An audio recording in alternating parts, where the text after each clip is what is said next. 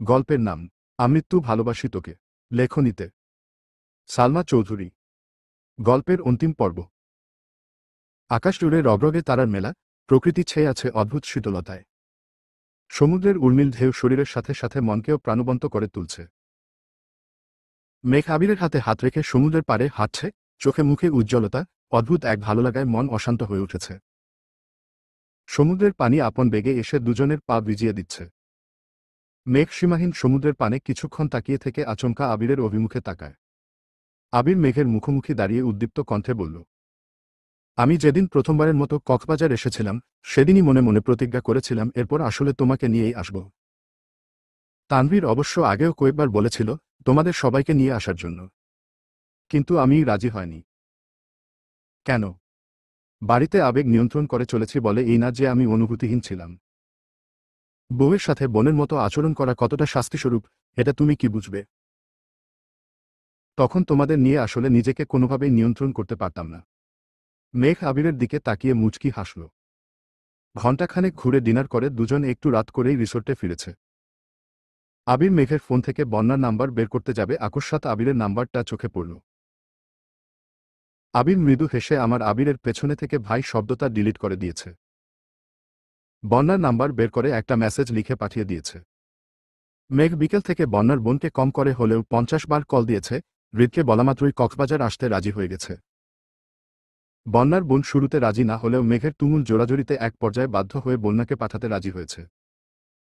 মেঘ বলেছিল বন্যার আপুও যেন তাদের সাথে আসে, কিন্তু সময়ের অভাবে উনি যেতে পারছেন না। বন্যার বাসার সবাই রাজি হলেও বন্যা কক্সবাজার যেতে একদমই রাজি না। মেঘের অতিরিক্ত জোরাজুরির জন্য এক পর্যায়ে মেঘের কল রিসিভ করাও বন্ধ করে দিয়েছে। মেঘ শুয়ে শুয়ে অনর্গল তানভীর আর বন্যার কথা বলেই চলেছে। আবির অনেকক্ষণ যাবৎ ট্রাই করতে করতে একসময় তানভীরের ফোনে কল ঢুকেছে। তানভীর কল রিসিভ করে স্বাভাবিক কণ্ঠে জানতে চাইল, তোমরা কেমন আছো? আবির উত্তর না দিয়ে তপ্ত স্বরে বলল, আগামীকাল ভোরে আসিফ ভাইয়া, ভাবি, আইরিন, মিমরা সবাই কক্সবাজার আসছে। তোর ইচ্ছে হলে তাদের সাথে আসতে পারিস। তানভীর শান্ত কণ্ঠে বলল, আমার আপাতত ইচ্ছে নেই, তোমরা আনন্দ করো। আবির ভারী কণ্ঠে বলে উঠল, সমস্যা নেই, তোর ইচ্ছে না থাকলে মনের বিরুদ্ধে আসতে হবে না। বন্যা আর তার ভাইও আসবে, এই আর কি। ঠিক আছে, রাখি তাহলে। বন্যা কি কক্সবাজার যাবে? হ্যাঁ। আমাদের সাথে নাকি? মানে আসিফ ভাইয়া, মিম, আইরিন ওদের সাথে? হ্যাঁ। তুই তো আসবি না? থাক তাহলে। তানভীর স্বাভাবিক কণ্ঠে জানতে চাইল, কয়টায় রওনা দিবে? আমি জানি না, আসিফ ভাইয়া জানে। আমি আসিফ ভাইয়াকে কল দিচ্ছি। তোর ইচ্ছা। আবির কল কেটে মেঘের দিকে তাকিয়ে ভ্রু নাচাল। মেঘ সহাস্যে বলে উঠল, আপনার মাথায় এত বুদ্ধি কোথা থেকে আসে? এসব তো কিছুই না, আমার মাথায় অন্য কিছু ঘুরছে। কি? এখন বলবো না, আগে ওদের অবস্থাটা বুঝি তারপর। আপনি যে ভাইয়াকে বলে দিলেন বন্যা আসবে, বন্যা যদি না আসে?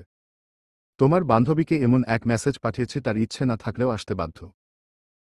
কি মেসেজ? আবির মেঘের ফোন মেঘের হাতে দিয়ে বলল, দেখো। মেসেজে লেখা, শুরুতেই সরি বলে নিচ্ছি কারণ খুব সম্ভবত আমি আমার দেয়া কথা রাখতে পারব না। আপনাকে ভাবি বানানোর ইচ্ছে অচিরেই ভুলে যেতে হবে। আপনি ভাইয়াকে কি বলেছেন আমি জানি না, কিন্তু তারপর থেকে ভাইয়ার মনের অবস্থা খুব খারাপ। ভাইয়ার অবস্থা দেখে বাসার সবাই সিদ্ধান্ত নিয়েছে ভাইয়ার মন ভালো না হলে 72 ঘন্টা পরে ভাইয়াকে বিয়ে করাবে। পাত্রীও রেডি আছে। আপনি সম্মতি না দিলেও আমরা কিছুই করতে পারছি না। ভাইয়া রাগ করে বাসা থেকে বেরিয়ে গেছে। তবে 72 ঘন্টার মধ্যে সঠিক সমাধানে না আসতে পারলে 72 ঘন্টা পর পরিবারের পছন্দকেই মেনে নিতে হবে। আপনি যদি আমার ভাইকে পছন্দ করেন তাহলে আগামীকাল তাদের সাথে কক্সবাজার আসবেন, আর যদি মনে করেন আপনার আমার ভাইয়াকে প্রয়োজন নেই তাহলে 72 ঘন্টা পর আপনার আমাদের বাসায় বিয়ের দাওয়াত রইল। আপন ভাবি হতে না পারলেও দূরসম্পর্কের ভাবির সমান মূল্যায়ন করব। আপনার জীবন আপনার সিদ্ধান্ত। ভালো থাকবেন। আপন ভাবি বলতে পারছি না, তাই আবারও সরি। মেঘ মেসেজ পড়ে হাসবে নাকি মন খারাপ করবে সেটাও বুঝতে পারছে না। হঠাৎই প্রশ্ন করল, আপনি যে মেসেজ পাঠিয়েছেন বন্যা যদি বুঝে যায়? বুঝলে বুঝবে। আজ না হয় কাল সে আমাদের বাড়ির বউ হলে সবকিছুই জানবে। কিন্তু আপাতত তাদের মধ্যেকার ঝামেলা মেটানো প্রয়োজন। মেঘ আকস্মাৎ আহ্লাদী কণ্ঠে বলে উঠল, বন্যাকে যত তাড়াতাড়ি সম্ভব ভাবি বানানোর ব্যবস্থা করুন প্লিজ। আমার আর ভালো লাগছে না। আবির মোলায়েম কণ্ঠে জানতে চাইল, তুমি তাই চাও? হুমম। ঠিক আছে ম্যাডাম, তুমি যা চাইবে তাই হবে। বন্যা কাঁথা দিয়ে চোখ মুখ ঢেকে শুয়ে আছে। সব কাজ শেষ করে বন্যার বোন রুমে আসছে। বন্যাকে এভাবে শুয়ে থাকতে দেখে শক্ত কণ্ঠে বলল, কি হয়েছে তোর? বন্যা নাক বরাবর কাঁথা নামিয়ে মৃদু স্বরে বলল, কিছু হয়নি। ব্যাগ গুছিয়েছিস? না। কেন? আমি যাব না। বন্যার বোন বন্যার পাশে বসে কোমল কণ্ঠে বলতে শুরু করল, ওদের বাসার কেউ কি তোর সাথে বাজে ব্যবহার করেছে? বিয়েতে কি কোনো রকম অনাকাঙ্ক্ষিত ঘটনা ঘটেছে? না। তাহলে মন খারাপ করে আছিস কেন? মন খারাপ না। মেঘ, ওর হাসবেন্ড দুজনেই খুব করে রিকোয়েস্ট করছে। আব্বুর সাথে কথা বলে রাজিও করিয়েছে। তোর এখন কি হলো? আমি টাকা দিয়ে দিচ্ছি, হৃদ, আর তোর যত খরচ লাগে সব এখান থেকে করিস। উঠে প্যাকিং কর।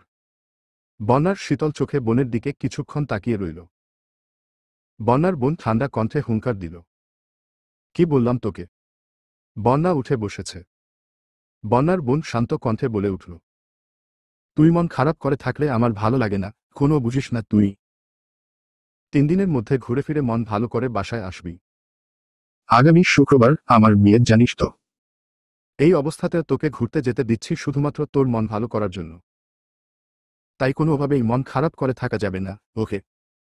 বন্যা মলিন হেসে বলল, ওকে। সকাল সকাল সবাই কক্সবাজারের উদ্দেশ্যে রওনা দিয়েছে। মিম, আইরিন আর বন্যা পাশাপাশি বসেছে। তানভীর, হৃদ আর আরিফ বিপরীত পাশে। আসিফ আর জান্নাত আলাদা বসেছে। মিম, আইরিন, আরিফ মিলে হৃদের সাথে টুকটাক দুষ্টামি করছে। হৃদ বয়সে আইরিন আর মিমের মতোই। বন্যা কারো সাথে তেমন কোনো কথাই বলছে না, নির্বাক চোখে শুধু তানভীরকেই দেখছে। তানভীর প্রায় পুরো রাস্তায় চোখ বন্ধ করে বসেছিল। দু একটা কথা বললেও বন্যার সাথে না কোনো কথা বলেছে আর না একবারের জন্যও তাকিয়েছে। মেঘ আর আবির আগে থেকেই ওদের জন্য অপেক্ষা করছে। মেঘ আজ সবুজ রঙের মোটামুটি গর্জিয়াস একটা শাড়ি পরেছে, যদিও শাড়িটা আবিরই পরিয়ে দিয়েছে। মেঘের শাড়ির সাথে মোটামুটি ম্যাচিং করে আবিরও একটা সবুজ পাঞ্জাবি পরেছে। মিম, আইরিনেরা নেমেই ছুটে মেঘের কাছে চলে গেছে। তাদের সাথে সাথে হৃদ মেঘের সাথে কথা বলতে চলে গেছে। তানভীর নামতেই আবির এগিয়ে এসে তানভীরকে জড়িয়ে ধরল। তানভীর জিজ্ঞেস করল, কি হয়েছে ভাইয়া? তোকে জড়িয়ে ধরতে খুব ইচ্ছে করছিল। মনের ভেতরের চাপা কষ্টের জন্য মন খুলে হাসতেও পারছে না, তবুও তানভীর মলিন হাসার চেষ্টা করল। সবাই ফ্রেশ হয়ে নাস্তা করেই ঘুরতে বেরিয়েছে। আইরিন আর আরিফ দুই ভাই বোন এটা সেটা নিয়ে ফাজলামো করছে, আবার বড় আপুকে ভিডিও কল দিয়ে সমুদ্র সৈকত দেখাচ্ছে। মিম আর হৃদ টুকটাক কথা বলছে। হৃদের আগে কোথায় কোথায় ঘুরতে গিয়েছিল, কার সাথে গিয়েছিল, এখানে কেন আসছে সেসব নিয়েই গল্প করছে। মেঘ আর বন্যা কিছুটা দূরে। মেঘ ধীর কণ্ঠে জিজ্ঞেস করল, তোর আর ভাইয়ার মধ্যে কি হয়েছে? কিছু না। কিছু তো অবশ্যই হয়েছে। ভাইয়া কি তোর সাথে রাগারাগি করেছে? না। তাহলে? আমি ওনার সাথে রাগ দেখিয়েছি। কেন? জানি না। এদিকে আবিরও তানভীরকে বারবার জিজ্ঞেস করছে, কিন্তু তানভীর সরাসরি কোনো উত্তরই দিচ্ছে না। তানভীরের নিস্তব্ধতায় আবিরের মেজাজ চরমভাবে খারাপ হচ্ছে। ঘোরাঘুরি শেষে যে যার মতো রুমে গেলেও আবির আর তানভীর যায়নি। আবির তানভীরের কাঁধে হাত রেখে গম্ভীর কণ্ঠে জানতে চাইল, তুই কি ভেবেছিস নিজের মধ্যে কষ্ট চাপিয়ে রাখলে সব ঠিক হয়ে যাবে? ঠিক হবে না জানি, তবুও আমি কারো সুখের সময়ে দুঃস্বপ্ন হতে চাই না। কোনো দুঃস্বপ্নের কথা বলছিস? তুই খুব ভালো করেই জানিস তুই না থাকলে আমার সুখের স্বপ্নগুলো এখনো দুঃস্বপ্ন হয়েই থাকত। তুই আমার ভাই হয়ে আমাকে না জানিয়ে এত বড় কাজ করেছিলি বলে আমি অভিমান করে তোকে না জানিয়ে তোর বোনকে এখানে নিয়ে আসছিলাম। কিন্তু তোর দুঃখ ভুলে আমি সুখের সময় কাটাতে পারতাম না ভাই। তাই বাধ্য হয়ে তোদের জোর করে এখানে আনিয়েছি। এখন বল তোর কি হয়েছে? আমি নিয়তির কাছে আবারও হেরে গেলাম ভাইয়া। বন্যার চোখে আমি তানভীর অযোগ্যই রয়ে গেলাম। আমি ভাই হিসেবে যথাযথ হলেও প্রেমিক হিসেবে পরিত্যক্ত। বন্যা কি বলেছে? আমাকে বাস্তবতার 3 পাতা অভিজ্ঞতার অভিব্যক্তি বুঝিয়ে। আবির মৃদু হেসে বলল, এটা আর এমন কি? প্রেমিকার চোখে নিজের প্রেমিক সবসময় নিষ্কর্মা আর অযোগ্যই থাকে। ও ওর পরিবারের সিদ্ধান্তের বাহিরে কিছু করতে পারবে না। পরিবারের সিদ্ধান্তের বাহিরে কিছু করতে বলেছে কে? তানভীর মুখ ফুলিয়ে রাগী স্বরে বলল, ও আমাকে রিজেক্ট করেছে। আবির উচ্চ শব্দে হেসে বলল, রিজেক্ট তাকেই করা যায় যার অবস্থান মন আর মস্তিষ্ক কোথাও নেই। হৃদয়ের জায়গা দেয়া মানুষকে রিজেক্ট করা অসম্ভব। তুই তার উপর রাগ করে ফোন বন্ধ করেছিস আর সেই রাগ সে আমার বউয়ের উপর ঝেড়েছে। কারণ বন্যার প্রিয় মানুষ তুই আর তোর কাছের মানুষ মেঘ। অধিকারবোধ না থাকলে কেউ কারো উপর রাগ দেখায় না তানভীর। তুই খুব ভালোভাবেই জানিস বন্যা বাস্তববাদী একটা মেয়ে। সে তোকে বাস্তবতা নিয়েই জ্ঞান দিবে, এই নিয়ে মন খারাপ করে থাকার কোনো মানে হয় না। তানভীর কিছু বলছে না দেখে আবির আবারও বলল, তুই বন্যার জন্য রাজনীতি ছেড়েছিস এটা কি সে জানে? না। তুই চাকরির প্রস্তুতি নিচ্ছিস এটা কি জানে? না। আবির চোখ রাঙিয়ে কিছুক্ষণ তাকিয়ে থেকে হঠাৎই বলে উঠল, শুক্রবারে বন্যার বড় আপুর বিয়ে, জানিস কিছু? হ্যাঁ, আপাতত শুধু কাবিন হবে। 5 থেকে 6 মাস পর অনুষ্ঠান হবে শুনেছি। তোকে কে বলল? হৃদ। বাহ, এখনই শালার সাথে এত মিল। এত মিলের কিছু নেই। আসার সময় বলেছে তাই শুনেছি। আবির কয়েক সেকেন্ড চুপ থেকে আচমকা ভারী কণ্ঠে প্রশ্ন করল, তোকে শেষবারের মতো জিজ্ঞেস করছি, তুই কি বন্যাকে ভালোবাসিস? তানভীর আবিরের দিকে তাকিয়ে নিরেট কণ্ঠে জবাব দিল, হ্যাঁ। এক মুহূর্তের জন্য মেনে নিলাম তুই অযোগ্য, কিন্তু তোর ভালোবাসা কি বিয়ের যোগ্য? নাকি এখনো মনে দুটানা আছে? মনের কোণে অভিশঙ্কা নিয়ে প্রেম হয় কিন্তু সারাজীবন পাশে থাকার সাহস হয় না।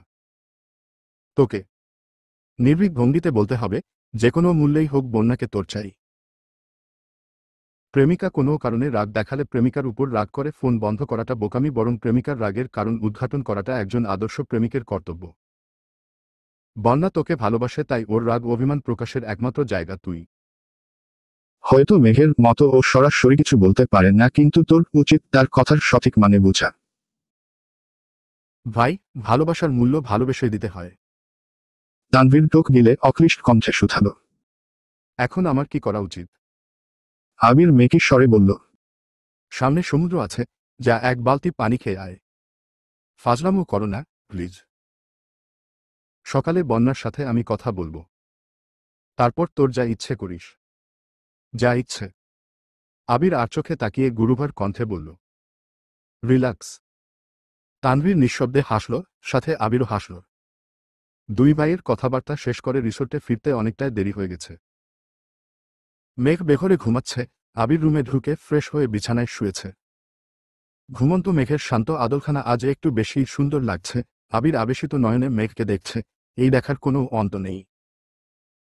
আবিরের হৃদয় জুড়ে যার অস্তিত্ব প্রতিনিয়ত তর্জন গর্জন দিয়ে উঠে, তার সংস্পর্শ পেলেই আবিরের হৃদয়ে প্রশান্তির হাওয়া বয়ে যায়। দিনশেষে প্রতিটা মানুষ কারো না কারো কাছে দায়বদ্ধ, কারো ভালোবাসায় পরিতৃপ্ত। মেঘের পূর্ণতা যেমন আবির, তেমনি আবিরের পূর্ণতাও মেঘ। সুদীর্ঘ সময়ের নিরীক্ষণ শেষে আবির আলতো হাতে মেঘের মসৃণ গাল স্পর্শ করল। মেঘ ঘুমের মধ্যেই আটকে উঠেছে। কুণ্ঠায় চোখ মেলতেই আবিরকে দেখতে পেল। আবির সস্নেহে প্রশ্ন করল, ভয় পেয়েছ? মেঘ শুকনো ঢোক গিলে কিঞ্চিত হাসার চেষ্টা করল। কোনো কথা না বলে আচমকা আবিরের চত্বরা বক্ষস্থলে নিজের জায়গা করে নিল। আবির মুচকি হেসে মেঘকে জড়িয়ে ধরে মেঘের চুলে হাত বুলাতে লাগল। কিছু সময় নীরবতায় কেটে গেল। মেঘ হঠাৎই আবিরের উন্মুক্ত বুকে নখ দিয়ে আঁচড় দিতে দিতে ডাকল, শুনছেন? আবির শক্ত কণ্ঠে বলল, তুমি ডাক শোনার যোগ্যতা কি আমার নেই? আছে। কিন্তু কিন্তু কি? আমি যদি তুই থেকে তুমিতে আসতে পারি, তুমি কেন আপনি থেকে তুমিতে নামতে পারছো না? মেঘ মোলায়েম কণ্ঠে বলে উঠল, তুমি তুমি তুমি। হয়েছে। হুম্মম। এখন বলো আবির। আবির ভাই। আবির মেঘের মাথায় আস্তে করে গাঁটটা দিয়ে ভারী কণ্ঠে বলল, আবিরের সাথে ভাইয়ের সম্পর্ক মরে গেছে। এখন শুধু আবির আছে। বলো আবির। মেঘ কিছুই বলছে না। তর্জনী আঙুলের নখ দিয়ে আবিরের বুকের উপর A+M লেখায় ব্যস্ত। মেঘের লেখা শেষ হতেই আবির মেঘের হাত চেপে ধরে মোলায়েম কণ্ঠে বলল, বুকের উপর A+M লিখতে হবে না, ম্যাডাম। এই নাম হৃদয়ে স্থায়ীভাবে লেখা হয়ে গেছে। মৃত্যুর আগ পর্যন্ত এই নাম অক্ষত থাকবে। আপনাকে যেটা বলেছি সেটা বলুন। মেঘ বলল, কি বলবো? আবির। আবির। গুড গার্ল, আবার বলো। ইসস, আর পারবো না। আমি কি স্কুলে পড়তে আসছি নাকি? হ্যাঁ, তুমি আবিরের স্কুলে ভালোবাসার ট্রেনিং করতে আসছো, বলো। আবির। এখন পুরোটা বলো। মেঘ শীতল কণ্ঠে বলল। আবির শুনছ? আবির নিঃশব্দে হেসে বলল, উফ, তুমি এভাবে ডাকলে আমি বিনাশের দোরগোড়া থেকেও ফিরে আসতে সক্ষম হব। মেঘ অতর্কিতে আবিরের বুকে চিমটি কাটল। আবির মৃদুস্বরে ফের বলল, কি বলতে চেয়েছিলে, বলো। আমি একবার আপনার অফিসে গিয়েছিলাম। আপনার রুমের দেয়ালে ডি লেখা ছিল। তখন আপনি আমাকে ডি এর মানে বলেননি। আপনার বেশ কিছু ফেসবুক পোস্টেও ডি লেখা দেখেছি। এই ডি এর মানে কি? দিলোসা। দিলোসা মানে কি? হৃদয়ের রানী। ছোটবেলা স্কুলে কারো মুখে এই নামটা আমি প্রথম শুনেছিলাম। নামের অর্থ জিজ্ঞেস করাই সে এই অর্থটায় বলেছিল। বাসায় এসে আমার সে কি বায়না, তোমার নাম যেন দিলোসা রাখে। এমন আজগুবি নাম শুনে বাসার মানুষ আমার কথা কানেই তুলেনি। তখন মনিকে সান্ত্বনা দিয়েছিলাম, আমার হৃদয়ের রানীকে শুধু আমি দিলোসা ডাকব। নামটা সুন্দর না? মেঘ অনুষ্ণ কণ্ঠে বলল, হ্যাঁ, খুব সুন্দর। তোমাকে দিলোসা ডাকলে রাগ করবে না তো? একদমই না। আপনার যা ইচ্ছে তাই ডাকতে পারেন। আমার আরেকটা প্রশ্ন আছে। কি? বাসায় যখন আমার বিয়ের আলোচনা চলছিল তখন কাউকে কিছু না জানিয়ে আপনি প্রথম বিয়েটা ভেঙেছিলেন, দ্বিতীয়বার মিম আপনাকে জানিয়েছিল। কিন্তু তৃতীয়বার তো মিম বাসায় ছিল না আর আমার কাছেও ফোন ছিল না। আমার জানামতে বাসার কেউই আপনাকে জানায়নি। তখন আপনাকে কি বাহিরের কেউ বলেছিল? বাহিরের মানুষ শুধু বাহিরের নিউজ দিতে পারে। বাড়ির ভেতর কি চলে এটা কিন্তু তারা জানে না। তাহলে আপনি কিভাবে জেনেছিলেন? তোমার আব্বু আমাকে মেসেজ দিয়েছিলেন। আব্বু? হ্যাঁ। কিন্তু তখন তো আব্বু খুব রাগারাগি করছিলেন, আমাকে ছেলের সামনে যেতে জোরাজোরি করছিলেন। সেসব ওনার প্ল্যান ছিল। আমি বাসায় পৌঁছানোর আগে তোমাকে ছেলেপক্ষের সামনে আনতে পারলে আমি কিভাবে রিয়েক্ট করি সেটাই দেখতে চেয়েছিলেন। সেদিন শুনুনি সবই ওনার পরিকল্পনা ছিল। আব্বু মেসেজ দিয়েছে জানার পরও আপনি এত ভীত ছিলেন কেন? মেসেজ যে তোমার আব্বু দিয়েছেন সেটা আমি প্রথমে জানতাম না। অপরিচিত নাম্বার থেকে মেসেজ আসছিল। আমি দেশ ছাড়ার আগের দিন তোমাকে বাসার কাছে নামিয়ে দিয়ে রাকিবদের সাথে বসেছিলাম, সেখানেই এক বড় ভাইয়ের সাথে দেখা। উনি এই সেক্টরে জব করেন। নর্মালি ফেসবুকে অ্যাড হয়েছিলাম। বাইরে থাকাকালীন হঠাৎ আমার ওই নাম্বারটার কথা মনে পড়ে কৌতূহলবশত নাম্বারটা ভাইকে পাঠিয়ে বলেছিলেন ডিটেলস সংগ্রহ করে দিতে পারবে কিনা। একদিনের মধ্যে উনি ডিটেলস সংগ্রহ করে দিয়েছিলেন। সিমটা তোমার আব্বু মানে আমার শ্বশুরের নামে রেজিস্ট্রেশন করা ছিল। আমি সেদিন বেশ অবাক হয়েছিলাম। 50% সিউর ছিলাম উনি আমাদের কথা জানেন, আবার 50% সন্দেহ ছিল। তাই তখন বিষয়টাকে সেভাবে গুরুত্ব দেয়নি। ভাইয়ার ব্যাপারে কিছু ভেবেছেন? সকালে তোমার বান্ধবীর সাথে কথা বলবো, তারপর যা হোক একটা সিদ্ধান্ত নিব। তুমি আমার সাথে থাকবে? আচ্ছা। এখন ঘুমাও, ভোরবেলা সূর্যোদয় দেখতে হবে তো। হ্যাঁ, শুভ রাত্রি। শুভ রাত্রি। সবাই ঘুমিয়ে পড়লেও পাশাপাশি দুটা রুমে দুই কপত কপতির চোখে ঘুম নেই। বন্যা, মিম, আইরিনের জন্য একটা রুম নেওয়া হয়েছে। মিম, আইরিন ঘুমে তলিয়ে আছে। বন্যা সোফায় হেলান দিয়ে বসে আছে আর বারবার ফোন হাতে নিচ্ছে। তানভীরের নাম্বার বের করে দু একবার কল দেওয়ার চেষ্টা করেছে, আবার ফোন রেখে দিয়েছে। পাশের রুমে থাকা তানভীরও একইভাবে ছটফট করছে। ভোরে আলো ফোটার আগেই সবাই সমুদ্র সৈকতে পৌঁছে গেছে। তবে জান্নাত আর আসিফকে কেউই ডাকেনি। আবির আগেই বলেছিল তাদের বিরক্ত করবে না, তাই ইচ্ছে করেই ডাকেনি। তানভীর কিছুক্ষণ দাঁড়ালো, মেঘ আর আবিরকে একসঙ্গে কয়েকটা ছবি তুলে দিয়ে চুপচাপ চলে গেছে। কিছুক্ষণ পরেই আসিফ আর জান্নাত আসছে। আবিরের উদ্দেশ্যে রাগান্বিত কণ্ঠে বলল, আমাদের ডাকলি না কেন? তোমাদের হানিমুনের সুযোগ দিলাম। বিয়ে হয়েছে প্রায় 1.5 বছর হতে চলল। এখন আর আমাদের সেই সুযোগ দরকার নেই ভাই। তোরা নবদম্পতি, এখন সুযোগ তোদের লাগবে। আবির মেকি স্বরে বলল, আমাদের সুযোগ করে দিতে হবে না, নিজেরাই করে নিতে পারব। এই জন্যই তো বাসর রাতে বউ নিয়ে পালাইছিস। আবির শব্দ করে হাসল। সাথে আসিফও। মেঘ, মিম, বনা, আইরিন, জান্নাত সবাই সমুদ্রে পা ভেজাচ্ছে। ঢেউয়ের গতিতে ছুটোছুটি করছে। আরিফ আর হৃদ তাদের সঙ্গ দিচ্ছে। আবির আর আসিফ তানভীরের বিষয় নিয়ে কিছুক্ষণ কথা বলল। একসময় আসিফ সবাইকে নিয়ে নাস্তা করতে চলে গেছে। বন্যা তাদের সঙ্গে যেতে নিলে আবির গম্ভীর কণ্ঠে ডাকে, বন্যা, দাঁড়াও। জি ভাইয়া, তোমার সাথে আমার কিছু কথা আছে। মেঘ চুপচাপ আবিরের পাশে দাঁড়িয়ে আছে। আবির এক পলক মেঘের দিকে তাকাল। মেঘ চোখের ইশারায় বলতে বলল। আবির ঠান্ডা কণ্ঠে বলতে শুরু করল, তোমার তানভীরের সাথে কি নিয়ে ঝামেলা হয়েছে আমি জানি না আর জানতেও চাই না। আজ আমি তানভীরের ভাই না বন্ধু হয়ে কয়েকটা কথা বলবো। তুমি ইতোমধ্যে জানো তানভীরের জীবনে কেউ একজন ছিল, তুমি তাকে দেখেছ। সেসব কৈশোরের আবেগ ছিল। এখন সে আগের থেকে অনেক বেশি ম্যাচিউর হয়েছে। তোমাকে তানভীর ছোট থেকে চিনলেও কখনো তোমাকে নিয়ে সেভাবে ভাবেনি। যেদিন প্রথমবারের মতো ও তোমাকে নিয়ে ভেবেছিল সেদিন থেকে আজ পর্যন্ত প্রতিনিয়ত ও শুধু নিজেকে পরিবর্তন করার চেষ্টায় আছে। ওর লাইফস্টাইল বরাবরই ছন্নছাড়া, শুধু তোমার জন্য সে লাইফস্টাইলে পরিবর্তন এনেছে। আমি এখন পর্যন্ত তানভীরকে কম করে হলেও 50টা ঘড়ি কিনে দিয়েছি, কিন্তু ও কোনোদিন ভুলেও একটা ঘড়ি পরেনি। অথচ তুমি একবার তাকে একটা ঘড়ি দিয়েছিলে, সে ওই ঘড়িটা ঠিকই পড়েছে। এমন ছোটখাটো হাজারো পরিবর্তন ওর মধ্যে এসেছে। প্রথম প্রথম আমি ওকে বলে বলে সব কাজ করাতাম, এখন সে আমার থেকেও বেশি বুঝে। আমাদের বিয়ের ব্যাপারটা ও একা হাতে সামলিয়েছে। তানভীরের জেদ সম্পর্কে তোমার কিছুটা হলেও ধারণা হয়তো আছে। তোমার মুখ থেকে কোনো একদিন শুনেছিল তোমার আব্বু তোমাদের সরকারি চাকরিজীবী ছেলের কাছে বিয়ে দিবে, সেদিনই রাজনীতি ছেড়ে চাকরি নেয়ার সিদ্ধান্ত নিয়েছে। বই কিনে পড়াশোনাও শুরু করে দিয়েছে। তুমি যেমন বাস্তববাদী, তানভীরও নিজেকে সেভাবেই উপস্থাপন করতে চেয়েছে। তবে প্রতিটা মানুষের আবেগ, অনুভূতি ভিন্ন রকম। হয়তো ওর মনে হয়েছিল তোমাকে তার অনুভূতি জানিয়ে রাখবে, তাই তোমার সামনে নিজের অনুভূতির বহিঃপ্রকাশ করতে চেয়েছিল। তোমাকে আমি ছোট করে কথা বলছি না কিংবা দোষারোপ করছি না, শুধু তানভীর অবস্থানটা বোঝানোর চেষ্টা করছি। তানভীর যদি একবার বলে সে চাকরি, ব্যবসা কিছুই করবে না, তবুও তাকে কেউ কিছু বলবে না, অন্ততপক্ষে আমি তো নই।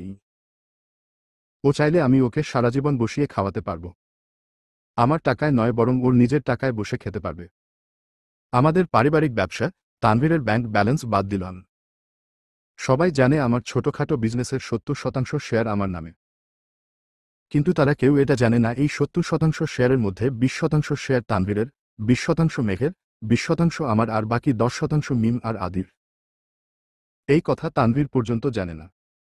আমি কোনোদিন ওকে জানানোর প্রয়োজনও মনে করিনি। আমি তানভীরকে সবসময় সুযোগ দিয়েছি, ও যখন যা চেয়েছে তাই দেওয়ার চেষ্টা করেছি। তানভীর ব্যবসায় অমনোযোগী বলে চাচু প্রায়ই রাগারাগি করেন। কিন্তু মেঘ, আমরা দুজনেই তানভীরকে পুরোপুরি সাপোর্ট করছি যেন পড়াশোনা করে একটা জব নিতে পারে। তোমার ইচ্ছেকে প্রাধান্য দিতেই তানভীর সবকিছু ছেড়েছে, সেই তুমিই যদি তার হাত ছেড়ে দেও, ও কি করবে বলো? বন্যা ঢোক গিলে শান্ত কণ্ঠে বলল, উনি আমার কথাতে এতটা কষ্ট পাবেন আমি বুঝতে পারিনি। উনি আমার জন্য রাজনীতি ছেড়েছেন, চাকরির চেষ্টা করছেন, এগুলোর কিছুই আমি জানতাম না। আমার আব্বু রাজনীতি পছন্দ করেন না, এমন অগোছালো জীবনযাপনও পছন্দ করেন না। আমি আমার পরিবারের সম্মতি ছাড়া কিছু করতে পারবো না এমনটাই বুঝিয়েছিলাম। তোমার পরিবারের সম্মতি থাকলে তো তোমার কোনো সমস্যা নেই। না, ঠিক আছে, তুমি এখানে অপেক্ষা করো, তানভীরকে পাঠাচ্ছি। যত দ্রুত সম্ভব মনোমালিন্য ভেঙে মন হালকা করো। আবির মেঘের দিকে তাকিয়ে বলল, বউ, চলো। বন্যা শক্ত কণ্ঠে বলে উঠল। মেঘ এখানে থাকুক। আবির ভ্রু কুঁচকে মেঘের দিকে তাকিয়ে চোখে ইশারা দিল। মেঘ সঙ্গে সঙ্গে নিজের মাথা চেপে ধরে বলতে শুরু করল, আমার মাথাটা জানি কেমন করে ঘুরছে, চোখে ঝাপসা দেখছি। প্রেশারটা মনে হয় 20-এ নেমে গেছে। আবির উদ্বিগ্ন কণ্ঠে বলল, হায় আল্লাহ, এখন কি হবে? তাড়াতাড়ি রুমে চলো, এখানে আর থাকা যাবে না। তোমাকে কি কোলে নিতে হবে? মেঘ কিছু বলার আগেই আবির মেঘকে কোলে নিয়ে চলে যাচ্ছে। বন্যা থ হয়ে তাকিয়ে আছে। আশেপাশে অনেক মানুষের ভিড়, বন্যা একা একা হাঁটছে আর মনে মনে ভাবছে। মেঘ গতকাল কতগুলো ফুল কিনেছিল সেগুলো যত্ন করে পানির বোতলে ভিজিয়ে রেখেছিল। মেঘ দ্রুত রুম থেকে সেই ফুলগুলো নিয়ে আসছে। তানভীরের হাত ফুলগুলো দিয়ে শক্ত কণ্ঠে বলল, ঠিকমতো প্রপোজ করতে না পারলে আজকের পর আমার ভাবির দিকে ভুলেও তাকাতে পারবে না, এই আমি বলে রাখলাম। এই আমার উনি সাক্ষী। আবির নিরেট কণ্ঠে বলল, একদম ঠিক, আজকেই তোর জন্য লাস্ট চান্স। আজকের পর আমরা কেউ তোর সাথে নেই। তানভীর মলিন হেসে বলে উঠল, আজ আবার কোনো যুদ্ধ হতে চলেছে কে জানে। মেঘ ফের বলল, অ্যাকসেপ্ট না করা পর্যন্ত ফিরে আসবে না। খিদায় বেহুশ হয়ে গেলেও না। ঠিক আছে বোন আমার, আপনি যা বলবেন তাই হবে। তানভীর ফুলগুলো হাতে নিয়ে সমুদ্রের পাড়ে আসল। এত এত মানুষের ভিড়ে বন্যাকে খুঁজে পেতে কিছুক্ষণ সময় লাগল। বন্যা সমুদ্রের পাড়ে স্তব্ধ হয়ে দাঁড়িয়ে আছে। তানভীর বন্যার পাশ ঘেঁষে দাঁড়াতেই বন্যা চমকে উঠে কিছুটা সরে দাঁড়াল। এক পলক তাকিয়ে তানভীরকে দেখে স্বস্তির নিঃশ্বাস ছাড়ল। তানভীর বন্যার কাণ্ড দেখে মৃদু হেসে বলতে শুরু করল, নিষ্করুণ এই পৃথিবীতে অপ্রিয় কেউ অনিচ্ছাকৃতভাবে শরীর ছুঁয়ে গেলেও একটা মেয়ে যেভাবে রিয়েক্ট করে, সে রিয়েক্টটা হৃদয় ছুঁয়ে যাওয়া মানুষটার সাথে কখনোই করতে পারে না। হৃদয়টাকে আজীবন বেঁধে রাখবে বলা মেয়েটাও একটা সময় কারোর প্রতি অস্বাভাবিকভাবে দুর্বল হয়ে পড়ে, তাই না বন্যা? বন্যা মাথা নিচু করে বলতে শুরু করল, সেদিন আপনার সাথে এভাবে রিয়েক্ট করা আমার একদমই উচিত হয়নি। আমি সত্যি দুঃখিত। মেঘের বিষয়, বাসার সব বিষয় নিয়ে সেদিন একটু বেশি চিন্তিত ছিলাম।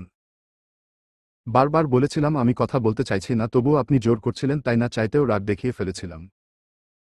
আমি শুধু আমার পরিস্থিতিটা বুঝাতে চেয়েছিলাম, আপনি সেটা না বুঝেই রাগ করে ফোন বন্ধ করে দিলেন। আপনার কি একবারের জন্যও আমার কথা মনে হয়নি? একবারও আমার কথা ভাবলেন না? আমি সবসময় দেখে আসছি আপনি খুব দায়িত্বশীল একটা ছেলে, আপনার দায়িত্ববোধ আর অপ্রকাশিত যত্ন দেখে আমি বারবার মুগ্ধ হয়েছি, সেই আপনি কিনা আমার সাথে এমন কাজ করলেন। মেঘের বিয়ের আগেও ২-৩ দিন আমার কল রিসিভ করেননি, নাম্বার ব্লক করে রেখেছিলেন, এখন একদম বাসা ছেড়ে চলে গিয়েছিলেন। এই আপনার দায়িত্ববোধ? বন্যা শেষ কথাগুলো বলতে বলতে কান্না করে দিয়েছে। তানভীর আশেপাশে তাকিয়ে দেখল, বেশ কয়েকজন তাদের দিকে তাকিয়ে আছে। তানভীর সহসা বন্যার কাছাকাছি এগিয়ে গিয়ে শান্ত কণ্ঠে বলল, কান্না করো না প্লিজ। আমি সেদিন নিজের রাগ নিয়ন্ত্রণ করতে পারিনি। আর কখনো এমন হবে না, সরি। বন্যা কাঁদতে কাঁদতে ফের বলতে শুরু করল, আপনি একটা পাষাণ, নিষ্ঠুর। আমার উপর রাগ করে আমাকেই কষ্ট দিতে উঠে পড়ে লেগেছেন। আপনি বাড়ি থেকে না গেলে তো আপনার বিয়ে ঠিক হতো না। আপনি এমনটা কেন করলেন? ভালো হয় বিয়ে করার আগে আমাকে এই সমুদ্রের পানিতে ডুবিয়ে মেরে ফেলুন। বন্যার দুচোখ বেয়ে অনর্গল পানি পড়ছে। ঠিকমতো কোথাও বলতে পারছে না, তানভীর সূক্ষ্ম নেত্রে তাকিয়ে থেকে আকস্মাৎ এক হাতে বন্যার চোখের পানি মুছতে মুছতে শঙ্কাজনক কণ্ঠে বলতে শুরু করল, এই মেয়ে চুপ করো। কি সব বাজে কথা বলছো? আমার আবার কিসের বিয়ে? বিয়ে যদি করতেই হয় আমি তোমাকে বিয়ে করব। তুমি রাজি হলেও তোমাকে করব, না হলেও তোমাকেই বিয়ে করব। হয় হিরোর মতো বিয়ে করব, নয়তো ভিলেনের মতো করব। তবুও তোমাকেই বিয়ে করব। এই তানভীর শুধু বন্যার, আজ এই মুহূর্ত থেকে তুমি শত রাগ করলেও আমি সব সহ্য করে নিব। আমি নিষ্ঠুর হলেও তোমারই থাকব, পাষাণ হলেও তোমারই থাকব। বুঝেছ মেয়ে? বন্যার শীতল চোখে তানভীরের দিকে তাকিয়ে আচমকা তানভীরকে জড়িয়ে ধরল। আকস্মিক ঘটনায় তানভীর কিছুটা ঘাবড়ে গেছে। আশেপাশে অবেক্ষণ করে কাপা কাপা হাতে বন্যার পিঠে হাত রাখল। প্রথমবারের মতো তানভীর বন্যার ঘনিষ্ঠতা উপলব্ধি করতে পারছে। তানভীরের হৃৎস্পন্দনের সাথে সাথে পেটের নাড়িগুলোর ধপধপ করে কাঁপছে। এক অদ্ভুত অনুভূতি সর্বাঙ্গে শিহরণ জাগাচ্ছে। এই অনুভূতির বহিঃপ্রকাশ অসম্ভব। মেঘদের বন্ধুমহলের সবচেয়ে ম্যাচিউর মেয়েটা আজ বিবেক ভুলে আবেগের কাছে ধরা দিতে বাধ্য হল। খোলা আকাশের নিচে শত শত মানুষের মাঝে পরিপক্কতা ভুলে ছোট বাচ্চার মতো তানভীরকে জড়িয়ে ধরে কাঁদতে লাগল। বেশ কিছুটা সময় তানভীর নিজেও বন্যার আবেশে আবদ্ধ ছিল, সেই আবেশ কাটিয়ে বন্যার কানের কাছে ফিসফিস করল, এভাবে কেঁদো না প্লিজ, মানুষ উল্টাপাল্টা ভাববে। বন্যা কাঁদো কাঁদো কণ্ঠে হুঙ্কার দিল। ভাবুক। বন্যা তানভীরকে আরও শক্ত করে জড়িয়ে ধরল। যা হবে দেখা যাবে ভেবে তানভীরও বন্যাকে বলিষ্ঠ হাতে জড়িয়ে ধরল। তানভীরের হাতে থাকা ফুলগুলো বন্যার পিঠে লাগছে, ফুলে থাকা পানিতে বন্যার জামা ভিজে যাচ্ছে। বন্যা বুঝতে পেরে তানভীর ছেড়ে পেছনে দেখার চেষ্টা করল। তানভীর বন্যার পিঠ থেকে হাত সরাতেই ফুলগুলো দেখতে দেখতে পেল। বন্যা তানভীরের দিকে তাকিয়ে তপ্ত স্বরে বলল, এগুলো কার জন্য এনেছিলেন? আসার সময় বনু দিল, তোমাকে দেয়ার জন্য। দিচ্ছেন না কেন? নাকি অন্য কাউকে দিতে চান? তানভীর ঠোঁট বেঁকিয়ে শক্ত কণ্ঠে বলল, তানভীরের জীবনে বন্যা এক এবং অনন্য নারী। দিল তোমাকেই দিব। কিন্তু কথা হলো, হাঁটু গেড়ে না দিয়ে এমনি দিয়ে দিল কি তুমি রাগ করবে? না মানে, আশেপাশে অনেক মানুষ আছে হাঁটু পানিতে হাঁটু গেড়ে প্রপোজ করলে যদি হাসাহাসি শুরু করে তখন তো নিজেকে জোকার মনে হবে। বন্যা চারপাশে নজর বুলিয়ে নিঃশব্দে হেসে বলল, ঠিক আছে, এমনি দেন। তানভীর নিঃশ্বাস ছেড়ে বলতে শুরু করল, তোমার নামটা বন্যা হলেও আমার জীবনে তোমার কর্মকাণ্ড পুরো অগ্নিকাণ্ডের মতন। তুমি আমার চোখে মুগ্ধতার আনন, হৃদয়ের উষ্ণ প্লাবন। আমার ছায়াবৃত জীবনের দীপ্তি তুমি, স্বপ্নহীন জীবনের স্বপ্ন। তুমি আমার ছন্নছাড়া জীবনের সুনিপুণতাই। এই বিস্তৃত জলরাশিতে দাঁড়িতে বলতে চাই, তোমার প্রতি আমার ভালোবাসা সমুদ্রের তরঙ্গের ন্যায়, যার কোনো অন্ত নেই। আমাদের জীবনে যত ভাটায় আসুক না কেন সব ভাটা উপেক্ষা করে আমার ভালোবাসা জোয়ারের মতো সীমাহীন গতিতে বাড়তেই থাকবে। আমি তোমাকে ভালোবাসি বন্যা, খুব বেশি ভালোবাসি। বন্যা তানভীরের হাত থেকে ফুলগুলো নিয়ে মুচকি হেসে বলল, ও আচ্ছা, আপনি আমাকে এত ভালোবাসেন, আমি তো জানতামই না। যাই হোক, ফুল দেওয়ার জন্য ধন্যবাদ। তানভীর হুঙ্কার দিল, ভালোবাসি বলো। না বললে কি করবেন? এতক্ষণ হিরো ছিলাম, এখন ভিলেন হয়ে যাব মানে? তানভীর ঠোঁট কামড়ে হেসে বন্যার কাছাকাছি এগিয়ে যাচ্ছে। বন্যা এক পা দুপা করে পেছাতে পেছাতে এক পর্যায়ে আতঙ্কে উচ্চস্বরে বলে উঠল, আমিও আপনাকে ভালোবাসি। আসিফ জান্নাতদের ব্রেকফাস্ট প্রায় শেষ দিকে, এমন সময় আবির আর মেঘ আসছে। আসিফের সাথে দু একটা কথা বলে খেতে বসেছে। আইরিন নিজের মতো খাচ্ছে আর মাঝে মাঝে জান্নাতকে এটা সেটা বলছে। হৃদ আর মিম পাশাপাশি বসেছে, দুজনেই বিভিন্ন প্রকার খাবারের নাম নিয়ে দুষ্টামি করছে। কক্সবাজার আসতে আসতে হৃদের সাথে মিমের খুব ভালো একটা সম্পর্ক হয়ে গেছে। যদিও হৃদ মিমের থেকে বয়সে কিছুটা ছোট, তবুও তাদের বন্ডিং খুব ভালো। দুজন দুজনকে তুই তুই করে বলে। হৃদ যেখানেই যায় মিমকে ডেকে নিয়ে যায়, কিছু খেলে মিমকেও দেয়। আরিফ গতকাল ট্রেন থেকেই এসব দেখে আসছে, তখন সেভাবে কিছু মনে হয়নি, কিন্তু রাতের আড্ডার পর থেকে আরিফের মনটা ভার হয়ে আছে। কেন? কি হয়েছে? এর কোনো উত্তর আরিফের কাছে নেই। ভোর থেকে মন খারাপ যেন রাগে পরিণত হয়েছে। মিম আর হৃদকে একসঙ্গে দেখলেই মেজাজ গরম হয়ে যাচ্ছে। খুব বেশি প্রয়োজন না হলে মিম আরিফের সাথে কথা বলা তো দূর তাকিয়েও দেখে না, আর এই বিষয়টায় আরিফের সহ্য হচ্ছে না। বেশ কয়েকবার মিমের সাথে কথা বলার চেষ্টাও করেছে, কিন্তু মিম আচ্ছা খুব ওকে বলে কথা কাটিয়েছে। আরিফ অনেকক্ষণ অগ্নিদৃষ্টিতে তাকিয়ে থেকে আচমকা খাবার রেখে উঠে গেছে। আবির চোখ তুলে তাকিয়ে স্বাভাবিক কণ্ঠে জানতে চাইল, কিরে, খাবি না? খিদে নেই ভাই। আরিফ হনহন করে চলে গেছে। আসিফ, জান্নাত, আইরিন কয়েক সেকেন্ড তাকিয়ে থেকে আনমনে বলে উঠল, ওর আবার কি হলো? আরিফকে ইচ্ছেকৃত খোঁচানোটা মিমের স্বভাব, আজও তেমন কিছু করেছে কিনা সেটা বুঝতেই মেঘ কিছুটা ঝুঁকে মিমকে দেখে নিল। মিম তখনও হৃদের সাথে গল্পে মেতে আছে।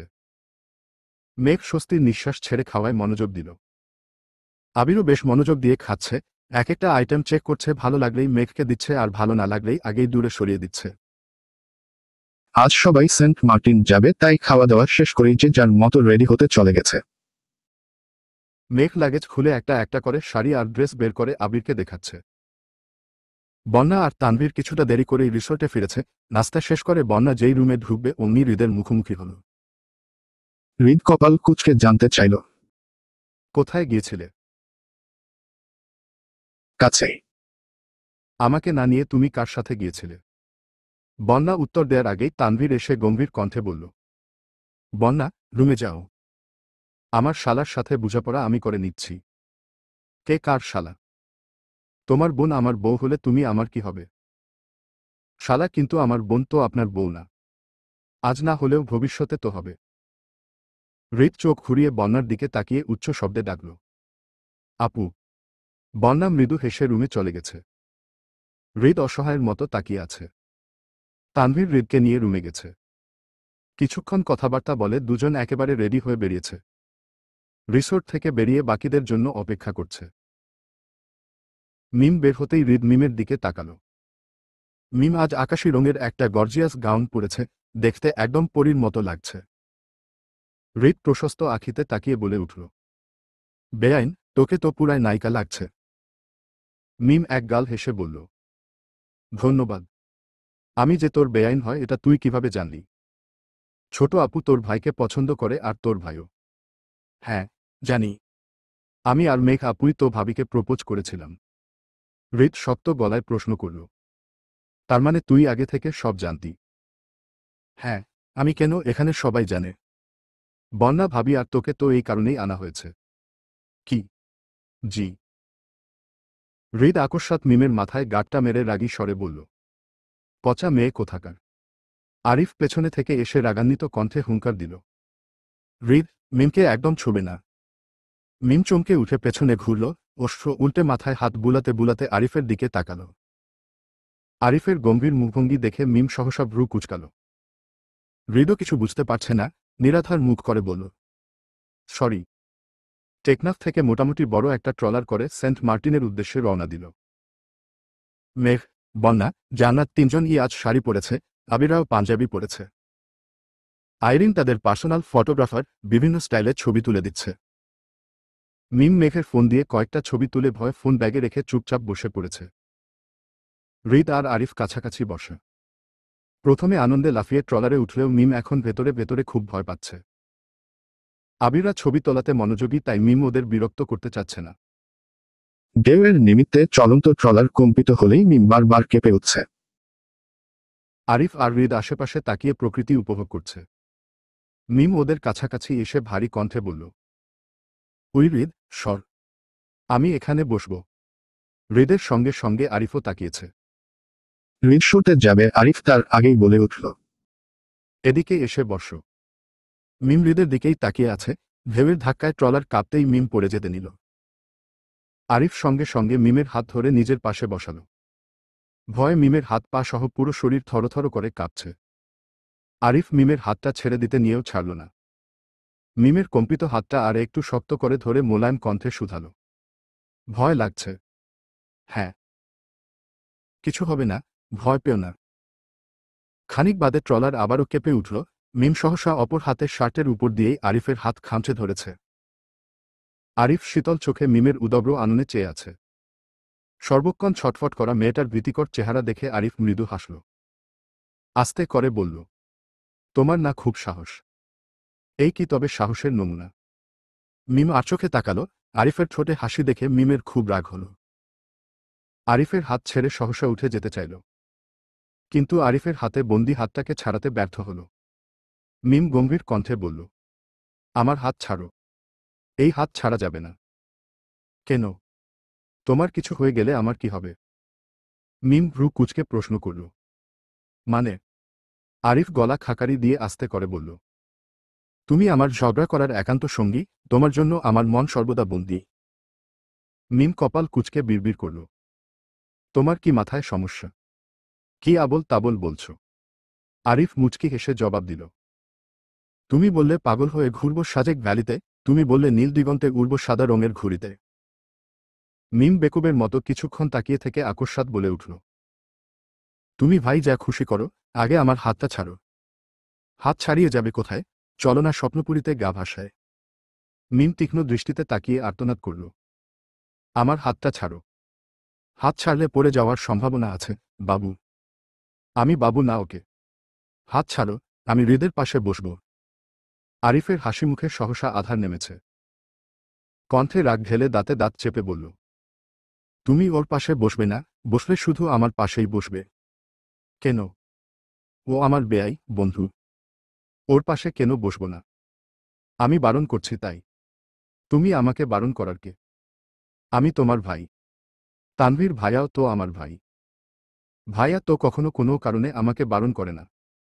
ভাইয়ের বারণ করার প্রয়োজন পড়েনি তাই করেনি। আমার প্রয়োজন তাই বারণ করছি। আজব তো, তোমার কি প্রয়োজন? আমার তোমাকে প্রয়োজন। মানে?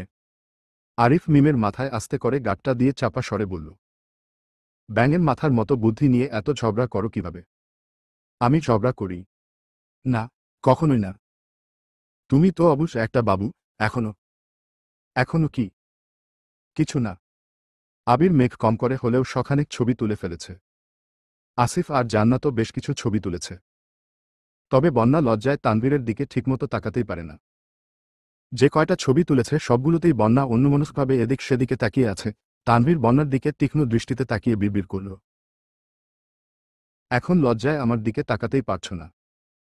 সকালে এত মানুষের সামনে জড়িয়ে ধরার সময় তোমার লজ্জা কোথায় ছিল বলো তো? বন্যা ঠোঁট বেঁকিয়ে বলল, সকালে এত মানুষ থাকলেও আবির ভাইয়া আর আসিফ ভাইয়া ছিলেন না।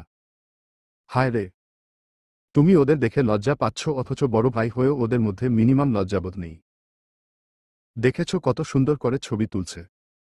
আর তুমি? বন্যা মৃদুস্বরে বলল, ওনারা বিবাহিত, যেভাবে ইচ্ছে সেভাবে ছবি তুলতে পারেন। তানভীর নীরের দৃষ্টিতে তাকিয়ে শক্ত কণ্ঠে বলল, চলো আজই বিয়ে করব। না। কেন? পরিবারের সম্মতি ছাড়া বিয়ে করব না আমি।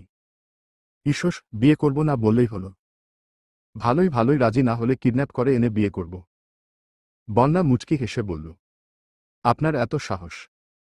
নিজের সাহসে না কুলালে প্রয়োজনে আশেপাশের সবার থেকে সাহস ধার নিব, তবুও তোমাকে আমার করেই ছাড়ব। এতটা পথ জার্নিতে আবির 1 সেকেন্ডের জন্য মেঘকে ছাড়ছে না।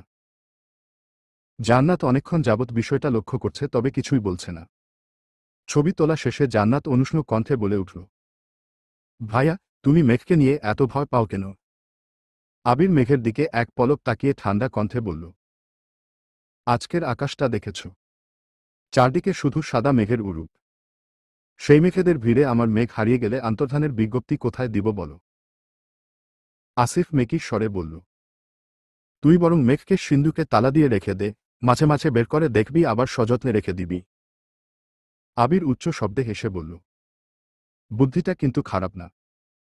ফাজিল। সারাদিনের ঘোরাঘুরি শেষে সন্ধ্যা নাগাদ ক্লান্ত হয়ে সবাই রিসোর্টে ফিরেছে। ফ্রেশ হয়ে যে যার মতো রেস্ট নিচ্ছে। তানভীর বন্যাকে বারবার মেসেজ দিচ্ছে। অবশেষে বাধ্য হয়ে বন্যা রুম থেকে বেরিয়েছে। তানভীর রুমের সামনেই দাঁড়ানো। বন্যা বের হতেই বলল, চলো। কোথায়? ঘুরতে। খুব ক্লান্ত লাগছে। কোলে নিতে হবে। বন্যার আকস্মাৎ সকালের ঘটনা মনে পড়ে গেছে। আবিরের মতো তানভীরও যদি একই কাজ করে বসে তার জন্য আগেভাগেই বলে উঠল, আমি একাই যেতে পারব। ঠিক আছে, চলো। সবার রাতের খাবার শেষ অথচ তানভীরদের আসার কোনো নাম নেই। বাধ্য হয়ে আবির তানভীরের নাম্বারে কল দিল। রিসিভ করতেই উষ্ণ স্বরে বলল, চাঁদ, সমুদ্র আর তাকে দেখা শেষ হলে রিসোর্টে ফিরে আসেন ভাই। এটা কিন্তু আপনার এলাকা না। 10 মিনিটের মধ্যে চলে আসছি। ঠিক আছে। মাঝখানে একদিন কেটে গেছে। কক্সবাজারের আশেপাশের সবকিছুই মোটামুটিভাবে দেখা শেষ।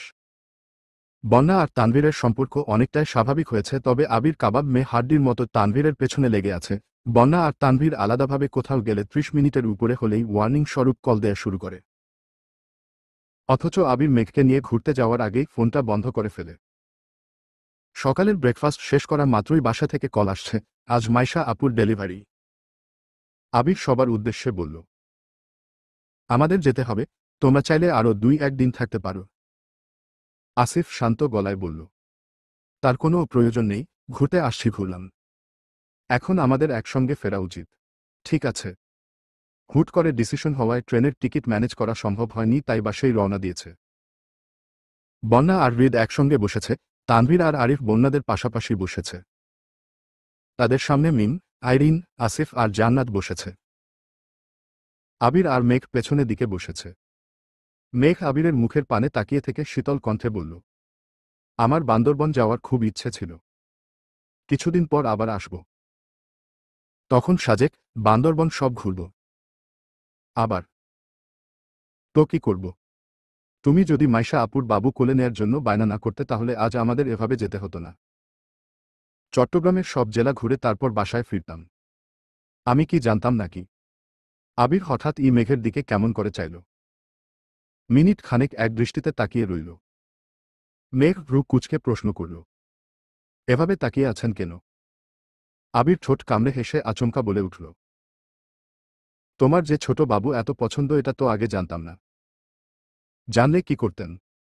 আবির ফিসফিস করে বলল, মাইশা আপু মা হওয়ার আগে তোমাকে আম্মু ডাক শোনাতাম। মেঘ রাগী স্বরে বলল, আপনার কি একটুও লজ্জা নেই? লজ্জা থাকাটা কি জরুরি, বউ? হ্যাঁ, খুব জরুরি। তুমি একটু দিবে? আমি কি দিব? লজ্জা। উফফ, আমি আপনার সাথে বসবই না। আবির নিঃশব্দে হেসে বলল। বাচ্চামি স্বভাব না ছাড়লে কিন্তু আম্মু হতে পারবে না। মেঘ চোখ রাঙিয়ে তাকিয়ে বলল। দোহাই লাগে, বাসে অন্তত এমন কথা বলবেন না। আবির উদাসীন কণ্ঠে বলল। ঠিক আছে, বাকি কথা রাতে হবে। মেঘ জানালার বাহিরে তাকিয়ে প্রাকৃতিক দৃশ্য উপভোগ করছে। আবির চোখ বন্ধ করে সিটে হেলান দিয়ে বসে আছে। কয়েক মিনিট যেতেই মেঘ অতর্কিতে আবিরের দিকে ঘুরল। আবিরের কিছু সময়ের নীরবতায় মেঘের বুকটা কেমন যেন মোচড় দিয়ে উঠেছে। মেঘ আবিরকে এক পলক দেখে আবিরের কাছাকাছি চেপে বসে আবিরের বুকে মাথা রাখল। আবির তৎক্ষণাৎ মেঘকে নিজের সাথে জড়িয়ে নিয়েছে।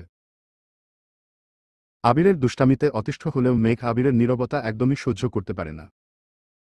আবির কিছুক্ষণ চুপ থাকলেই মেঘের মনে দুশ্চিন্তা হানা দেয়। মেঘ আহ্লাদী কণ্ঠে ডাকল। এই শুনছ? বলো। একটা গান গাও। এখন? হ্যাঁ।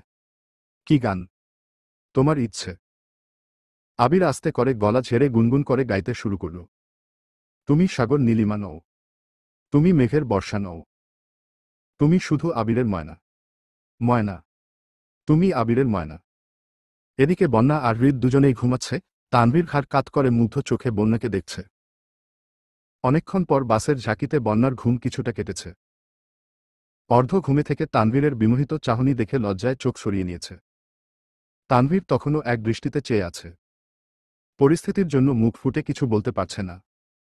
আবিরা বাসায় এসে কোনো মতে ফ্রেশ হয়ে সরাসরি হাসপাতালে চলে গেছে। মাইশা আপুর হাসব্যান্ড ওটি রুমের বাইরে অপেক্ষা করছে। পাশেই একটা কেবিনে আবিরের মামা, মামি, আব্বু, আম্মু, মালা, সাকিব সহ মাইশার শ্বশুর বাড়ির কয়েকজন বসে আছে। আবিরের মামার বাড়ির দিকে মাইশার বেবি প্রথম। সবার চোখে মুখে দুশ্চিন্তার ছাপ। মেঘ এতক্ষণ খুশিতে থাকলেও সবার অবস্থা দেখে এখন ভয় পাচ্ছে। মেঘের বোধশক্তি হওয়ার পর এই প্রথমবার কারো ডেলিভারির মুহূর্তে হাসপাতালের উপস্থিত হয়েছে। সময় পেরিয়ে যাচ্ছে কিন্তু ভেতর থেকে বাবুর কান্না শোনা যাচ্ছে না। ভয় মেঘের কলিজা পর্যন্ত শুকিয়ে গেছে। এক মুহূর্তের জন্য নিজেকে মাইশা আপুর জায়গায় চিন্তা করতেই অতর্কিতে মেঘের মাথা ঘুরতে শুরু করেছে। মেঘ কেবিনে ঢুকে মালিহা খানের পাশে বসে কয়েক ঢোক পানি খেয়ে নিল। মালিহা খান মেঘের মাথায় হাত বুলিয়ে শান্ত গলায় বললেন। টেনশন করিস না। মেঘ শীতল চোখে তাকাতেই মালিহা খান মলিন হাসলেন। আকস্মাৎ পাশের রুম থেকে নবজাতকের কান্নার শব্দ শুনে গেল। বেবির কান্নার শব্দে রুমে থাকা প্রতিটা মানুষের স্বস্তি ফিরেছে। নবজাতককে কোলে নেয়ার জন্য মেঘের ডাক পড়েছে কিন্তু মেঘ ভয়ে যেতে পারছে না। মেঘ কোনোমতে শক্ত গলায় বলল। ভাইয়া, বাবুকে আপনি কোলে নেন প্লিজ। আমি নিতে পারব না। মাইশার হাসব্যান্ড মেঘকে কয়েকবার ডেকেছে কিন্তু মেঘের হাত পা সহ পুরো শরীর কাঁপছে। মাইশার হাসব্যান্ড বাবুকে কোলে নিয়ে এসে মেঘের মুখোমুখি দাঁড়িয়েছে। মেঘকে উদ্দেশ্য করে কোমল কণ্ঠে বলল। মেঘ, তুমি বলেছিলে বাবুকে কোলে নিবে। অন্ততপক্ষে একবারের জন্য নাও। মেঘ আবিরের দিকে তাকালো। আবির মৃদু হেসে চোখে ইশারা দিল। মেঘ বিছানায় বসে দুহাত বাড়িয়েছে। মাইশার হাসব্যান্ড সঙ্গে সঙ্গে বাবুকে মেঘের কোলে দিল। লাল টুকটুকে ছোট্ট একটা বাবু মেঘের কোলে অঝরে কাঁদছে। দু একবার চোখ খোলার চেষ্টা করে ব্যর্থ হয়ে ফের কাঁদতে শুরু করেছে। কিছু সময়ের জন্য মেঘের সর্বাঙ্গ কালবৈশাখী ঝড়ের মুখোমুখি হল। অজানা এক ভয় আর আতঙ্কে মেঘের দুচোখ টলমল করছে। বাবুর দিকে তাকিয়ে থাকতে থাকতে হঠাৎ চোখে পানি জমে বাবুকে ঘোলাটে দেখা যাচ্ছে। মালিহা খান মেঘের অবস্থা কিছুটা আন্দাজ করতে পেরে বাবুকে কোলে নিয়ে মাইশার আম্মু আর শাশুড়ির কাছে নিয়ে গেছে। বাবুর কান্না, বাড়ির সবার হই হুল্লোড় মেঘ সহ্য করতে পারছে না। মেঘ মাথা নিচু করে কেবিন থেকে বেরিয়ে গেছে। আবিরও এক দৌড়ে বেরিয়েছে। মেঘের কাছাকাছি দাঁড়িয়ে চোখ মুছে দিতে দিতে শান্ত কণ্ঠে ডাকল। এই মেঘ। কান্নার জন্য মেঘ কথায় বলতে পারছে না। আবির ফের বলল। কি হয়েছে তোমার? মেঘ কাঁদতে কাঁদতে শুধু বলল। মা হওয়া কত কষ্টের। আবির নিঃশব্দে হেসে বলল। এই কষ্টের আড়ালে সীমাহীন সুখ লুকিয়ে থাকে। মেঘ ক্রন্দিত নয়নে তাকাতেই আবির নড়ে উঠল। সহসা স্বাভাবিক কণ্ঠে বলল। ঠিক আছে, সরি। তুমি মানসিকভাবে প্রস্তুত না হওয়া পর্যন্ত আমি বাবুর কথা আর বলবো না। এবার তো কান্না থামাও প্লিজ। তানভীর, মিম, আরিফ, আসিফরা কিছুক্ষণ পরে হাসপাতালের আসছে। সবাই বাবুকে দেখছে আর যে যার মতো গিফট দিচ্ছে। কিছুক্ষণের মধ্যে মাইশা আপুকে কেবিনে শিফট করা হয়েছে। এই সময়ের মধ্যে মেঘের মনের অবস্থা অনেকটাই স্বাভাবিক হয়ে গেছে। মেঘ বাবুকে কোলে নিয়ে গবেষণা শুরু করেছে। একসময় আবিরও মেঘের সঙ্গে সঙ্গ নিল। বাবুর নাম, চোখ, ছোটকার মতো হয়েছে সেসব নিয়েই তর্ক বিতর্ক লেগেছে। আলী আহমদ খান বাহিরে ছিলেন। আবির মেঘের তর্ক বিতর্ক শুনে রুমে আসছেন। আলী আহমদ খান আসতেই আবির মাথা নিচু করে দূরে সরে দাঁড়াল। আলী আহমদ খান কিছু বলতে চেয়েও সহসা কথা গিললেন। আবিরের দিকে তাকিয়ে ঠান্ডা কণ্ঠে বললেন, বাহিরে আসো, কথা আছে। আবির সঙ্গে সঙ্গে বেরিয়ে গেছে। 10 মিনিট পর কেবিনের দরজায় দাঁড়িয়ে তানভীরকে উদ্দেশ্য করে বলল, তানভীর, বাসায় গেলে সবাইকে নিয়ে যাস। রুম ভর্তি মানুষ, তাই মেঘকে কিছু বলতে চেয়েও বলতে পারল না। মেঘরা বাসায় ফিরেছে 10টার দিকে। সবাই সবার মতো শুয়ে পড়েছে। মেঘ আবিরের রুমে কিছুক্ষণ পায়চারি করে হঠাৎ এক দৌড়ে নিচে চলে আসছে। আবিরের রুমটা অনেক বড় হওয়ায় মেঘের একা থাকতে ভয় লাগে, তাই ড্রয়িং রুমে চলে আসছে। টিভি দেখতে দেখতে আবিরকে কয়েকবার কল দিয়েছে, কিন্তু আবির কল রিসিভ করছে না। মেঘ এক পর্যায়ে সোফাতেই ঘুমিয়ে পড়েছে। প্রায় 12টার দিকে মালিহা খান টিভির শব্দে রুম থেকে বেরিয়ে আসছেন। মেঘকে সোফায় ঘুমাতে দেখে ঘড়ির দিকে তাকালেন। আবিরের আব্বু, চাচ্ছু কেউই এখনো বাসায় ফিরেনি। মালিহা খান মেঘের মাথায় হাত বুলিয়ে আস্তে করে ডাকলেন, মেঘ, এই মেঘ। উম্মম, এখানে ঘুমাচ্ছিস কেন? রুমে ভয় লাগে। কেন? জানি না। মালিহা খান সোফার একপাশে বসলেন, মেঘকে নিজের উরুতে শুইয়ে দিল, চুলে হাত বুলাতে বুলাতে বললেন, মাইশার বাবু দেখে ভয় পেয়েছিস? হ্যাঁ। সংসার জীবন বড়ই কঠিন মা, এই জীবনে ভয়কে জয় করেই চলতে হবে। আবির এখনো ফিরছে না কেন? জানি না, কল রিসিভ করছেন না। আচ্ছা, তুই ঘুমা, আমি তোর মাথায় হাত বুলিয়ে দিচ্ছি। মেঘ কিছুক্ষণ ঘুমানোর চেষ্টা করে হঠাৎই ডাকল, বড় আম্মু। বল। একমাত্র ছেলের বউ হিসেবে তোমার কি আমাকে পছন্দ? পছন্দ না হলে কি ছেলের বউ করতে রাজি হতাম নাকি? এখন ঘুমানোর চেষ্টা কর, না হয় মাথা ব্যথা করবে। কিছু সময়ের মধ্যেই মেঘ ঘুমিয়ে পড়েছে। 10 থেকে 20 মিনিটের মধ্যে আবির দৌড়ে বাসায় ঢুকেছে। মালিহা খানকে সোফায় বসে থাকতে দেখে পা থামিয়ে ধীর গতিতে আগায়। আম্মুর কোলে ঘুমন্ত মেঘকে দেখে আবির অপ্রত্যাশিতভাবে হেসে ফেলল। আবিরের হাসি দেখে মালিহা খান রাগী স্বরে হুঙ্কার দিলেন, তোর দায়িত্ববোধ কি কোনোদিনও আসবে না? আসবে। কবে আসবে? বিয়ের পর এত রাত করে কেউ বাসায় ফিরে? মেয়েটা এমনিতেই ভয় পায়, তার উপর তুইও নিরুদ্দেশ হয়ে গেছিস। তোর বউকে দেখে রাখার দায়িত্ব কি আমার? আবির মুচকি হেসে বলল, সরি। তুই যে বিয়ে করেছিস, এটা কি তোর মনে থাকে না? থাকে তো। তাহলে তোর আব্বু কোথায়? চাচুরায় বা কোথায়? আসতেছে। কোথায় গিয়েছিলি? আব্বু এসে সব বলবে। আমি আপাতত ওকে নিয়ে যাই। চাচ্চু এসে মেয়েকে এ অবস্থায় দেখলে আমার খবরই আছে। আবির ঝটপট মেঘকে কোলে নিয়ে রুমে চলে যাচ্ছে। আজ শুক্রবার, বন্যার বোনের কাবিন হবে, তাই বন্যাদের বাসায় সকাল থেকেই রান্নার আয়োজন চলছে। কাছের আত্মীয়স্বজনরা ইতিমধ্যে চলে আসছেন। এতটা পথ জার্নি করে আসায় বন্যার শরীর খুব ক্লান্ত, এজন্য ঘুম থেকে উঠতেও একটু দেরি হয়ে গেছে। হাত মুখ ধুয়ে রুম থেকে বেরিয়ে যেই নামতে যাবে অমনি বন্যার মামাতো ভাইয়ের সাথে দেখা, যার সাথে কোনো এক সময় বন্যার বিয়ে ঠিক হয়েছিল। ছেলেটা বন্যাকে দেখে মৃদুস্বরে বলল, কেমন আছো? বন্যা উত্তর না দিয়ে ফের নিজের রুমে চলে গেছে। দরজা চাপিয়ে আবারও শুয়ে পড়েছে। বন্যার চোখে তীব্র আক্রোশ। মন আর মেজাজ দুটাই চরমভাবে খারাপ হয়ে গেছে। 5 মিনিট পরেই তানভীরের কল আসছে। বন্যা রিসিভ করবে না ভেবেও রিসিভ করল। তানভীর মোলায়েম কণ্ঠে বলল, গুড মর্নিং মিস্ট্রেস। বন্যা মলিন হেসে বলল, গুড মর্নিং। ব্যস্ত? না, বলুন। কি করছো? কিছু না, শুয়ে আছি। তানভীর ঘড়ির দিকে তাকিয়ে কিছুটা উদ্বিগ্ন কণ্ঠে বলল, এত বেলা হয়ে গেছে, এখনো শুয়ে আছো কেন? শরীর কি বেশি খারাপ লাগছে? না। কিছু হয়েছে নাকি? তেমন কিছু না। আপনি কল দিয়েছিলেন কেন? বন্যার ভারী কণ্ঠের কথাবার্তা শুনে তানভীর শঙ্কিত হল, পরপর ধীর কণ্ঠে জানতে চাইল, বাসায় কি কোনো সমস্যা? না। বলো। তানভীরের গম্ভীর কণ্ঠ শুনে বন্যা সহসা হাসার চেষ্টা করল। মৃদু হেসে বলল, আপনি অল্পতে এত সিরিয়াস হয়ে যান কেন? আপুর বিয়ে হয়ে যাচ্ছে সেজন্যই মনটা একটু খারাপ। এখন বলুন, মেঘ, মিমদের নিয়ে কখন আসছেন? আমি বোধহয় আসতে পারব না। কেন? ভাইয়া বলল আমাকে নিয়ে কোথায় যাবে, কিছুক্ষণের মধ্যেই বের হতে হবে। তুমি চিন্তা করো না, বনরা সময় মতো পৌঁছে যাবে। বন্যা মলিন কণ্ঠে বলল, আপনি আসবেন না? ইচ্ছে তো ছিল, কিন্তু ভাইয়ার কথা অমান্য করে যেতে পারব না। তবে সুযোগ পেলে অবশ্যই আসব। আচ্ছা।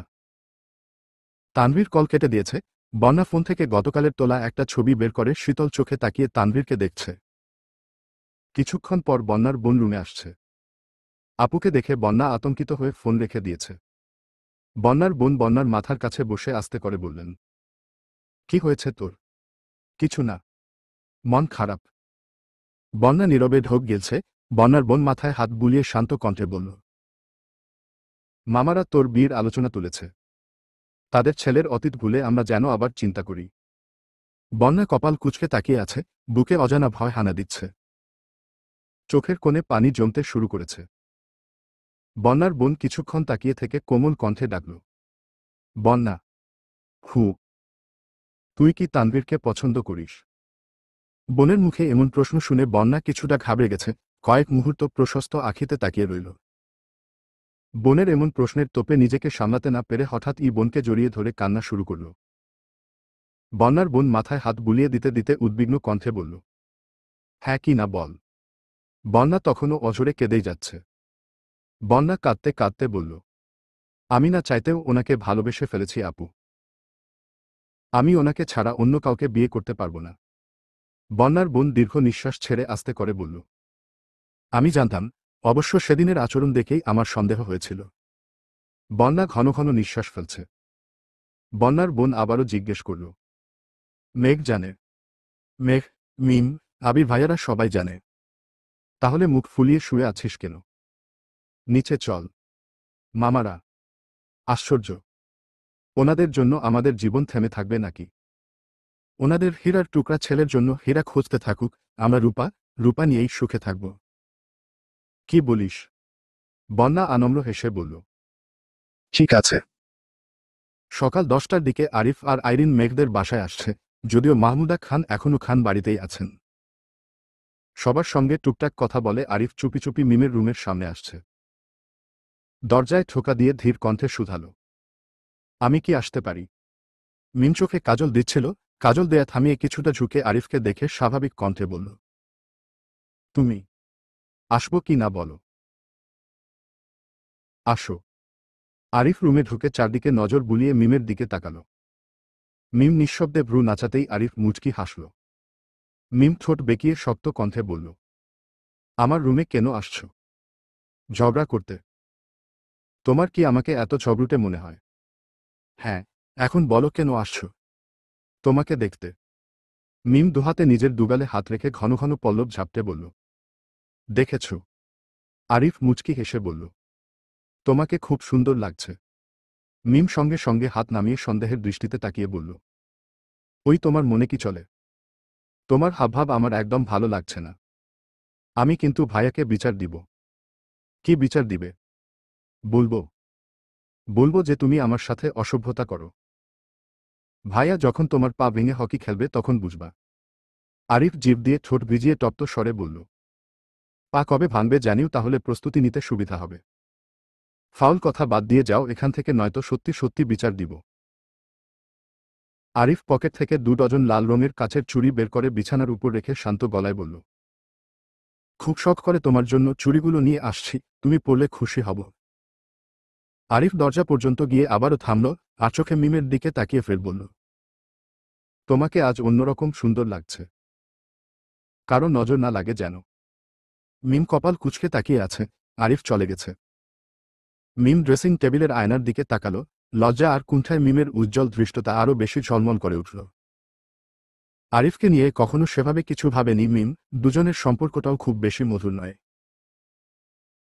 এ বেলায় দুটা ভালো কথা বললে ও বেলাতেই ঝগড়া লেগে যায়। তাই আরিফের এই হঠাৎ পরিবর্তন মিমের কাছে অস্বাভাবিক লাগছে।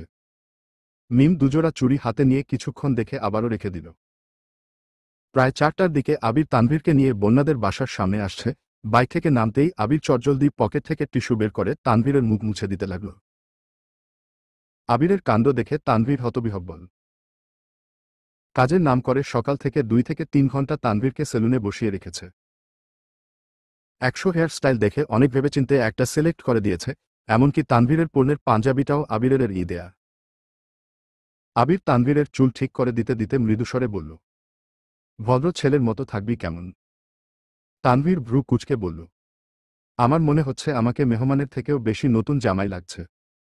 আমি কি বিয়ে করতে যাচ্ছি নাকি?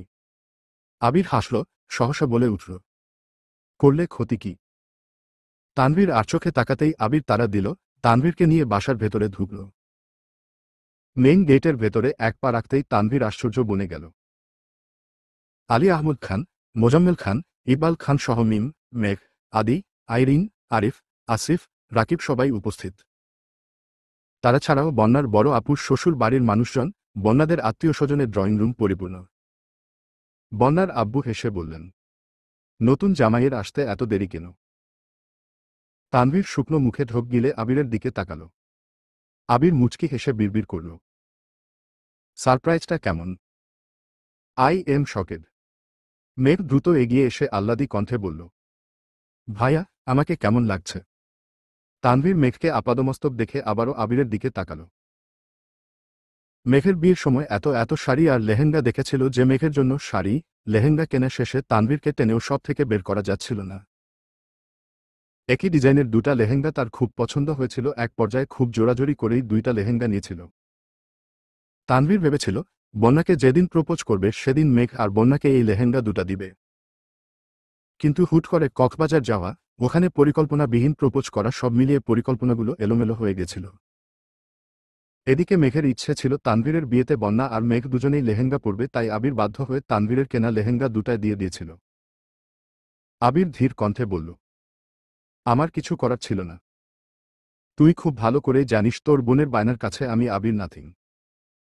আলী আহমদ খান ভারী কণ্ঠে ডাকলেন, ভেতরে আসো। তানভীর কিছুটা সামনে এগিয়ে সবাইকে সালাম দিল। সবার কথায় সোফায় গিয়ে বসল। আশেপাশে সবাই অদ্ভুত দৃষ্টিতে তানভীরকে দেখছে। কি হচ্ছে, কি হতে চলেছে সেটা পুরোপুরি আন্দাজ করতে না পারলেও তানভীর কিছুটা হলেও আন্দাজ করতে পারছে। বন্যার আব্বু, চাচু ওনারা তানভীরকে টুকটাক প্রশ্ন জিজ্ঞেস করছেন। তানভীর ধীরস্থির কণ্ঠে উত্তর দিচ্ছে, তবে গলা প্রচণ্ড বেগে কাঁপছে। আব্বু আর বড় আব্বুদের দিকে তাকানোর বিন্দুমাত্র সাহসও অবশিষ্ট নেই। আবির তানভীরের ঠিক পেছনে দাঁড়ানো। বন্যার আব্বু সবার উদ্দেশ্যে বললেন, পরিচয় করিয়ে দেয়, সে সাফিয়াদ্দিন খান তানভীর ওরফে তানভীর খান। সবার উপস্থিতিতে একটা কথা বলতে চাই, বড় মেয়ের সাথে সাথে আমি আমার ছোট মেয়ে মেহেরনাজ মুনতাহা বন্যার সাথে তানভীরের বাগদান সম্পন্ন করে রাখতে চাচ্ছি। গতকাল রাতে অলক্ষিতভাবে সিদ্ধান্ত নেয়ার কারণে সবাইকে আগে কিছু জানাতে পারিনি। বন্যার আব্বুর কথা শুনে তানভীরের বুক ধুকপুক করছে, মনে যত সাহস ছিল সব যেন সেকেন্ডের মধ্যে উধাও হয়ে গেছে।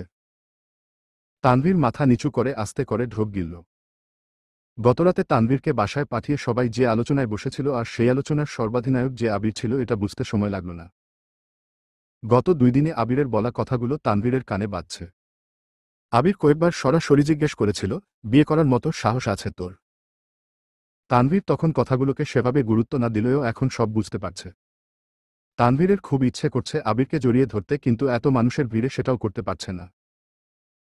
বন্যার মামাতো ভাই এক দৃষ্টিতে তানভীরের দিকে তাকিয়ে আছে, সুপ্ত ক্রোধ চোখে উপচে পড়ছে তার।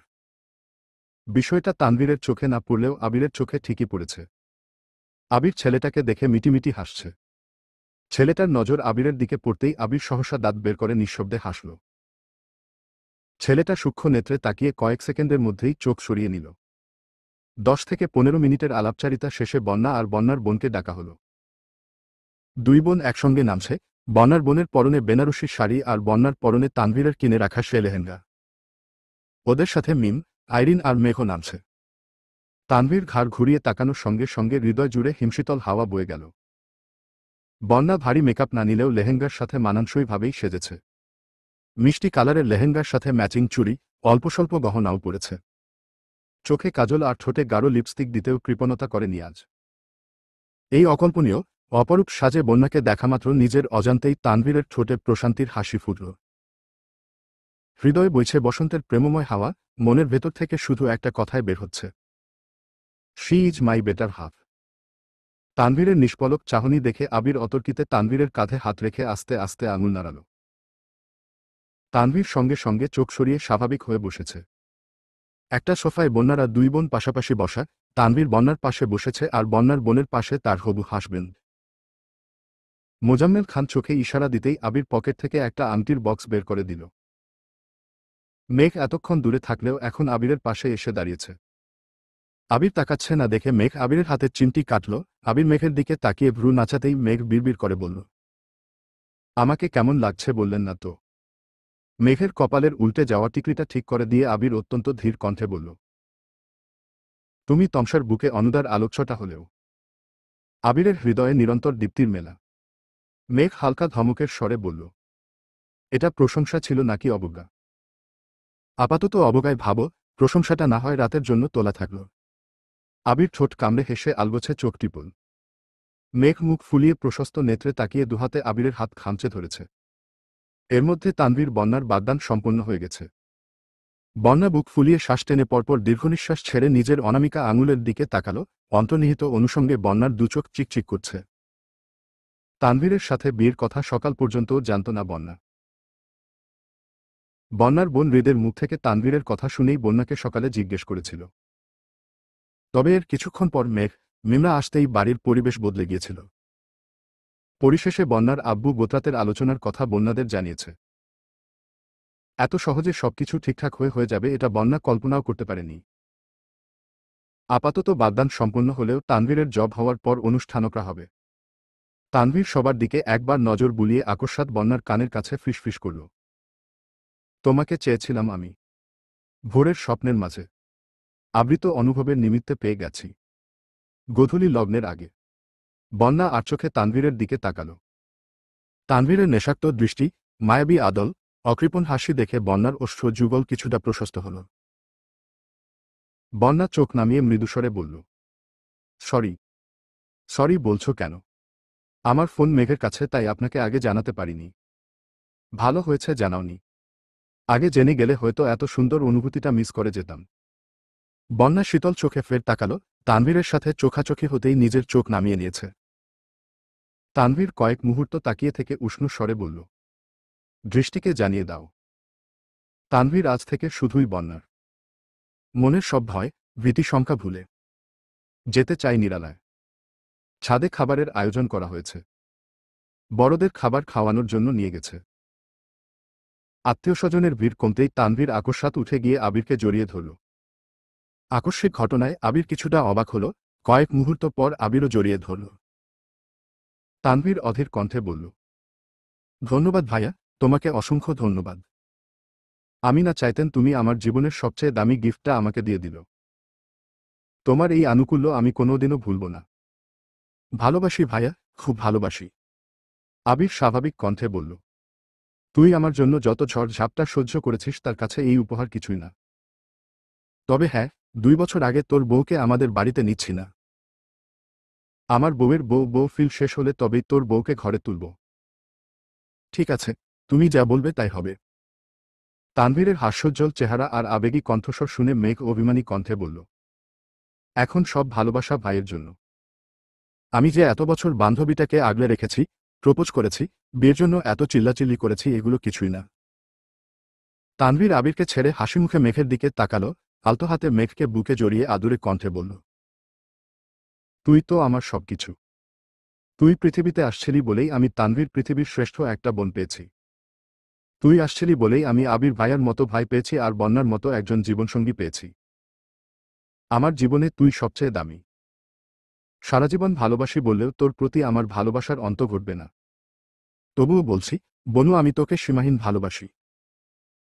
মেঘ আহ্লাদী কণ্ঠে বলল, আমার চোখে তুমি পৃথিবীর সেরা ভাই। তুমি আমার জীবনে না থাকলে আমি বোধহয় ভালোবাসার সঠিক অর্থই বুঝতাম না। আমিও তোমাকে সীমাহীন ভালোবাসি ভাইয়া।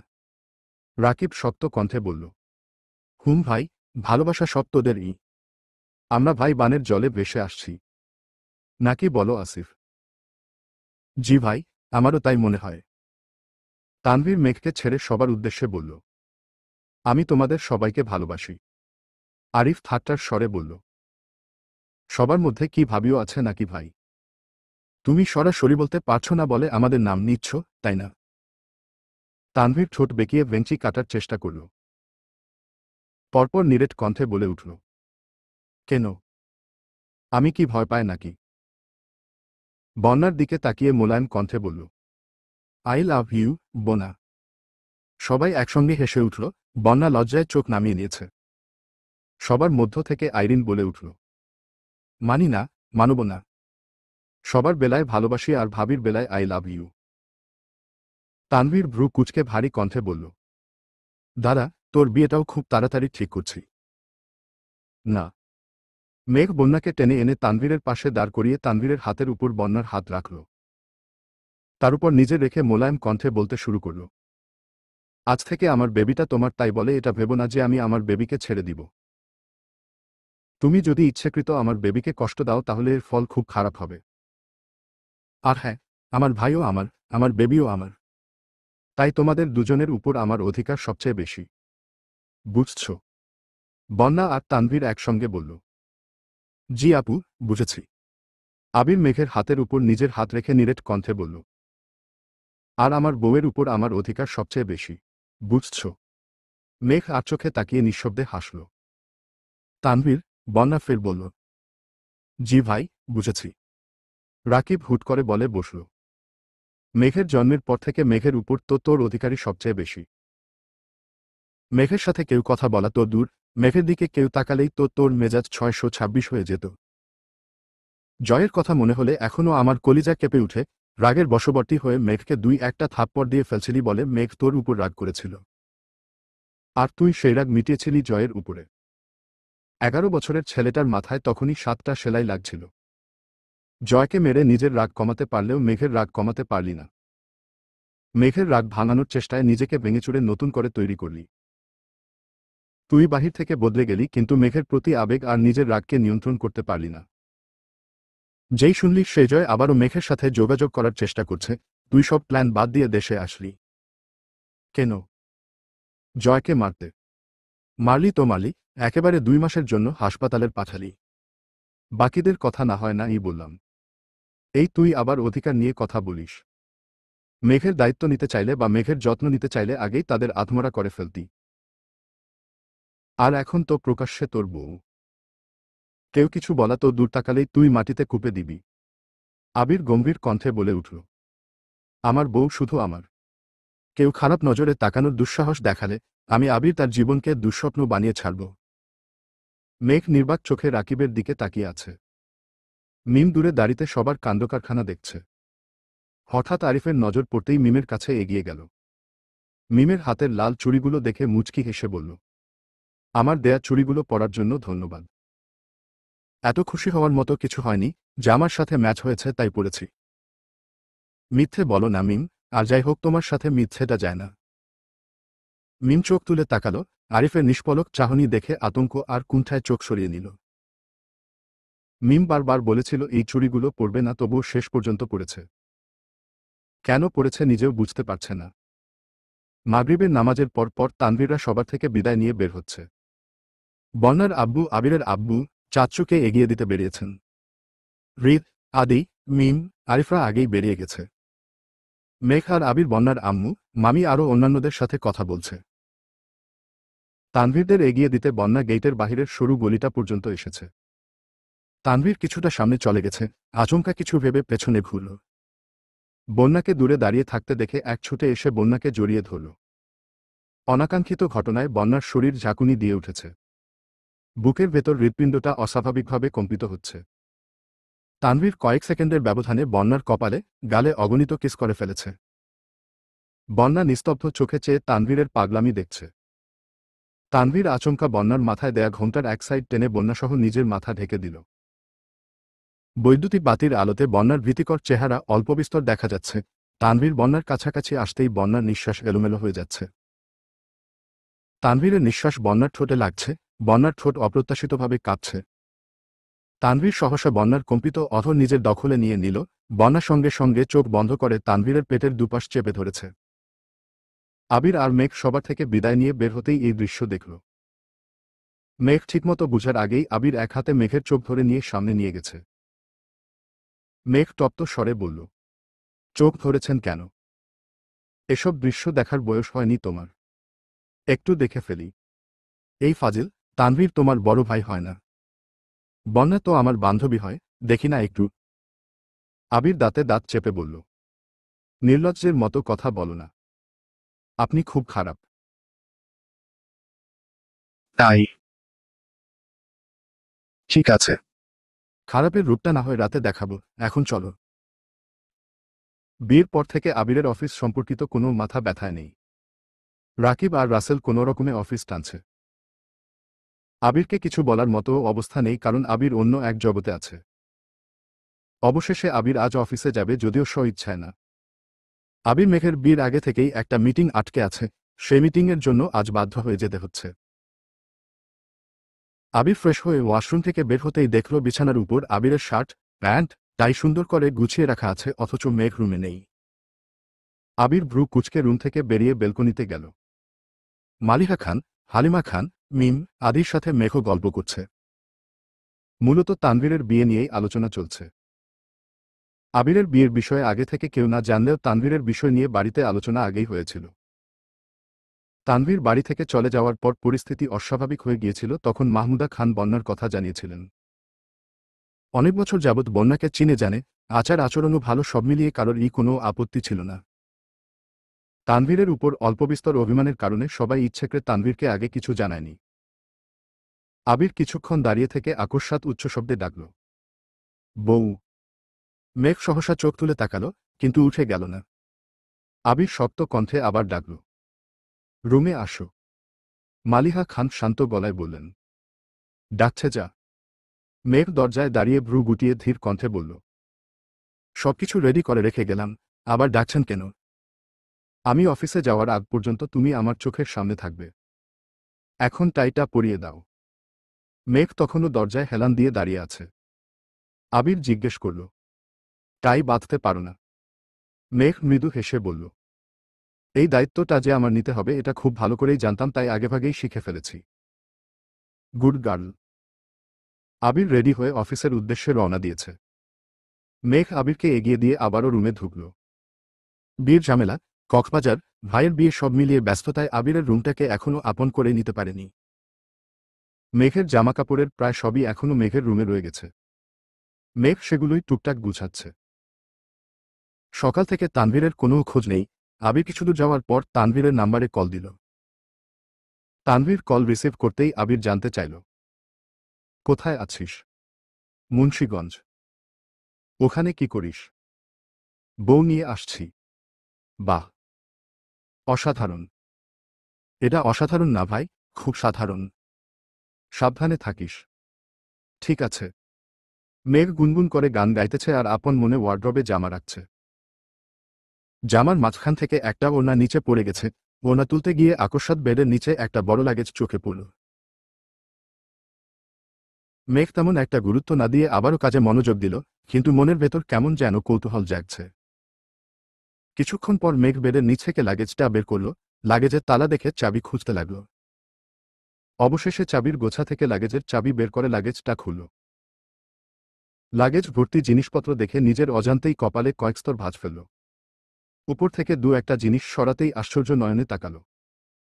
মেঘের ছোটবেলার জামা, ছোট ছোট কিছু খেলনা সহ আরও অনেক জিনিস।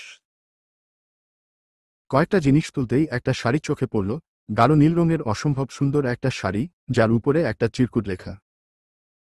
আমি জানি না তুই দেখতে কেমন হয়েছিস, তবে আমার কল্পনায় তুই পরীর চেয়েও সুন্দর হয়ে গেছিস। তুই ঠিক কতটা বড় হয়েছিস জানি না, শাড়ি পরলে তোকে কেমন লাগবে সেটাও জানি না। কিন্তু আমি ঠিকই কল্পনা করে নিয়েছি। এই প্রথমবার নিজের টাকায় তোর জন্য শাড়ি কিনেছি। এই শাড়িতে তোকে খুব দেখতে ইচ্ছে করছে রে। নিচে আজ থেকে আরও 5 বছর আগের একটা তারিখ লেখা। মেঘ চিরকুটটা সরিয়ে জামার উপর দিয়েই কোনো রকমের শাড়িটা পরল। গাঢ় নীল রঙের শাড়িতে ড্রেসিং টেবিলের আয়নায় সত্যি সত্যি একটা পরী দেখতে পেল। বাস্তবিক অর্থে পরী না হলেও আবিরের কল্পনার পরীর মতোই লাগছে। শাড়িটা অনেক বছর আগের হওয়ায় নতুনের মতো আর নেই, তবুও মেঘের কাছে এটা যেন আকাশ সম আবেগ, কারণ এতে আবিরের আবেগ, ভালোবাসা জড়িয়ে আছে। মেঘ ধীরে ধীরে বাকি জিনিসগুলো দেখতে লাগল। লাগেজে বেশ কিছু শাড়ি আছে, যার প্রতিটাতেই তারিখ সহ আবিরের লেখা চিরকুট লাগানো আছে। বিদেশে থাকাকালীন 7 বছরে মেঘের কথা ভেবে যা যা কিনেছে প্রতিটা জিনিস খুব যত্নের সাথে প্যাকিং করে রেখেছে। এক পাশের সব দেখে শেষ করার আগেই মেঘের নজর আটকায় অন্য পাশের হাজারো রঙিন কাগজের দিকে। মেঘ কয়েকটা রঙিন কাগজ হাতে নিল। প্রথম কাগজের উপরে এক কর্নারে পৃষ্ঠা নাম্বার লেখা। প্রথম পৃষ্ঠাটাতে অগোছালো অক্ষরে লেখা, যদি এমন হতো ঘুম ভাঙতেই তোর আমার দূরত্বের কথা মন থেকে মুছে যেত, আমি আমার মেঘকে আবার আমার করে পেতাম, তবে কতই না ভালো হতো। অন্ততপক্ষে নির্ঘুম রাত কাটিয়ে তোকে না পাওয়ায় আক্ষেপ বুকে চেপে একরাশ হাহাকার নিয়ে দেশ ছাড়তে হতো না। মিস ইউ কলিজা। দ্বিতীয় পৃষ্ঠাতে লেখা, এই শহরে সব আছে কিন্তু তোর গায়ের গন্ধ নেই। আবির যে তার মেঘকে ছাড়া একদমই ভালো নেই। 3, 4, 5 প্রতিটা পৃষ্ঠা উল্টাচ্ছে। অতপর 23 নাম্বার একটা পৃষ্ঠাতে আবার নজর স্থির হল। পৃষ্ঠাতে লেখা, তুই এত নিষ্ঠুর কিভাবে হতে পারলি? আমাকে দূরে ঠেলে সত্যিই কি ভালো আছিস? কিন্তু আমি কেন পারছি না? 23 দিনেও কেন একবারের জন্য হাসতে পারছি না? চোখের সামনে শুধু তোর অভিমানী মুখটা ভেসে উঠছে। মেঘ, মানুষ তো কত ভুল করে, কই এত বড় শাস্তি কি কেউ পায়? আমাকে কেন এত বড় শাস্তি দিলই? কয়েকটা পৃষ্ঠা পর আরেকটাতে লেখা, এই দেশ আমার সব কেড়ে নিয়েছে। মেঘ, আমার আমিটাকে হারিয়ে ফেলতেছি। আমার জীবন বিষণ্ণতায় ছেয়ে যাচ্ছে। চারদিকের সবেতে বিরক্তি জন্মে গেছে। মেঘের দুচোখ টলমল করছে। মেঘের হাতে থাকা সব কাগজ পড়ে গেছে। বাতাসে উড়ে পৃষ্ঠাগুলো চলে যাচ্ছে। মেঘ কাছের পৃষ্ঠাগুলো তুলে তাড়াতাড়ি করে লাগেজে রেখে লাগেজ আটকালো। দু একটা পৃষ্ঠা দূরে চলে যাচ্ছে।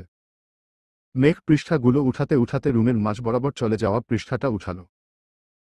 ওইটাতে লেখা, পৃথিবীতে আমার প্রাপ্য সবকিছুর বিনিময়ে হলেও যদি তোর অভিমান ভাঙানো যেত, আমি আবির সব ছেড়ে আজই দেশে চলে আসতাম। বিশ্বাস কর, আমি আজই চলে আসতাম। আমি যদি একবারের জন্যও বুঝতে পারতাম তোর গায়ে হাত তুললে তুই এতটা অভিমান করবি, তাহলে কোনোদিন তোর গায়ে হাত তোলার দুঃসাহস দেখাতাম না। তোর অভিমান আমাকে ভেতর থেকে ধ্বংস করে ফেলতেছে। এসব সহ্য করতে না পেরে যদি কখনো মারা যাই, তবে জেনে রাখিস আমি আবির আমৃত্যু তোকে ভালোবেসেছি আর তোর অভিমানের কারণেই মরেছি। মেঘের দুচোখ বেয়ে অনর্গল পানি পড়ছে। পৃষ্ঠা উঠিয়ে যেই উঠতে যাবে তখন নজর পড়ে সামনের দেয়ালের দিকে। আগে রুমে অনেক জিনিসপত্র থাকায় এই দেয়ালের প্রতি নজরই পড়েনি। এখন রুম সম্পূর্ণ পরিষ্কার হওয়ায় দেয়ালের কালো পর্দার উপর মেঘের নজর আটকে গেছে। মেঘ মনে মনে ভীত হচ্ছে ঠিকই, কিন্তু কিছুটা কৌতূহলও কাজ করছে। জোরে নিঃশ্বাস টেনে এগিয়ে গেল পর্দার কাছে। এক সাইড থেকে পর্দা টেনে দেয়াল উন্মুক্ত করে দিল। দেয়ালে কিছু একটা ছবি আঁকা। কাছাকাছি থাকায় মেঘ ঠিকমতো বুঝতে পারছে না, তাই পেছাতে লাগল। কিছুটা পেছাতেই থমকে দাঁড়াল। পুরো দেয়াল জুড়ে বড় করে মেঘের একটা হাস্যোজ্জ্বল ছবি আঁকা, যার পাশে লেখা, আমৃত্যু ভালোবাসি তোকে। নিচে গত বছর জানুয়ারির দিকের তারিখ লেখা। যখন আবিরের রুমে রং করানো হয়েছিল তখনই ছবিটা আঁকিয়েছিল, যেটা 1 বছর যাবৎ পর্দার আড়ালে লুকিয়েছিল। আবিরের রুমে তালা দিয়ে রাখার কারণটাও মেঘ আজ বুঝে গেছে। মেঘ দুচোখ বেয়ে পানিই পড়ছে। বারবার শুধু মনে হচ্ছে, একটা মানুষ এতটা ভালো কিভাবে বাসতে পারেন। মেঘ এক পা করে পেছাতে পেছাতে হঠাৎ শক্ত কিছুর সাথে ধাক্কা খেল। পেছনের ঘোরার আগেই আবিরের ঠান্ডা কণ্ঠ শুনে গেল, সব রহস্য উদ্ঘাটন করা শেষ। মেঘ আবিরের দিকে তাকাতেই আবির মেঘের চোখ মুছে শান্ত কণ্ঠে বলল, কাঁদলে যদি তোমাকে পাওয়া যেত তাহলে আমি আবির গত 11 বছরে তোমাকে শতকোটি বার আমার করে পেতাম। মেঘ অতর্কিতে আবিরের প্রশস্ত বুকে ঝাঁপিয়ে পড়ে অবাধে কাঁদতে লাগল। যেই কান্নায় কোনো অভিযোগ নেই, না পাওয়ার আক্ষেপ নেই, আছে শুধু আবিরের সীমাহীন ভালোবাসা। এই কান্না কষ্টের নয়, এই কান্না সুখের। পৃথিবীর বুকে আবিরের মতো একজন মানুষকে জীবনসঙ্গী হিসেবে পাওয়ার সুখ। আবিরও মেঘকে বারণ করছে না, বরং শক্ত করে বুকে জড়িয়ে ধরে মোলায়েম কণ্ঠে বলল, ভালোবাসি মেঘ, আমৃত্যু ভালোবাসি তোকে।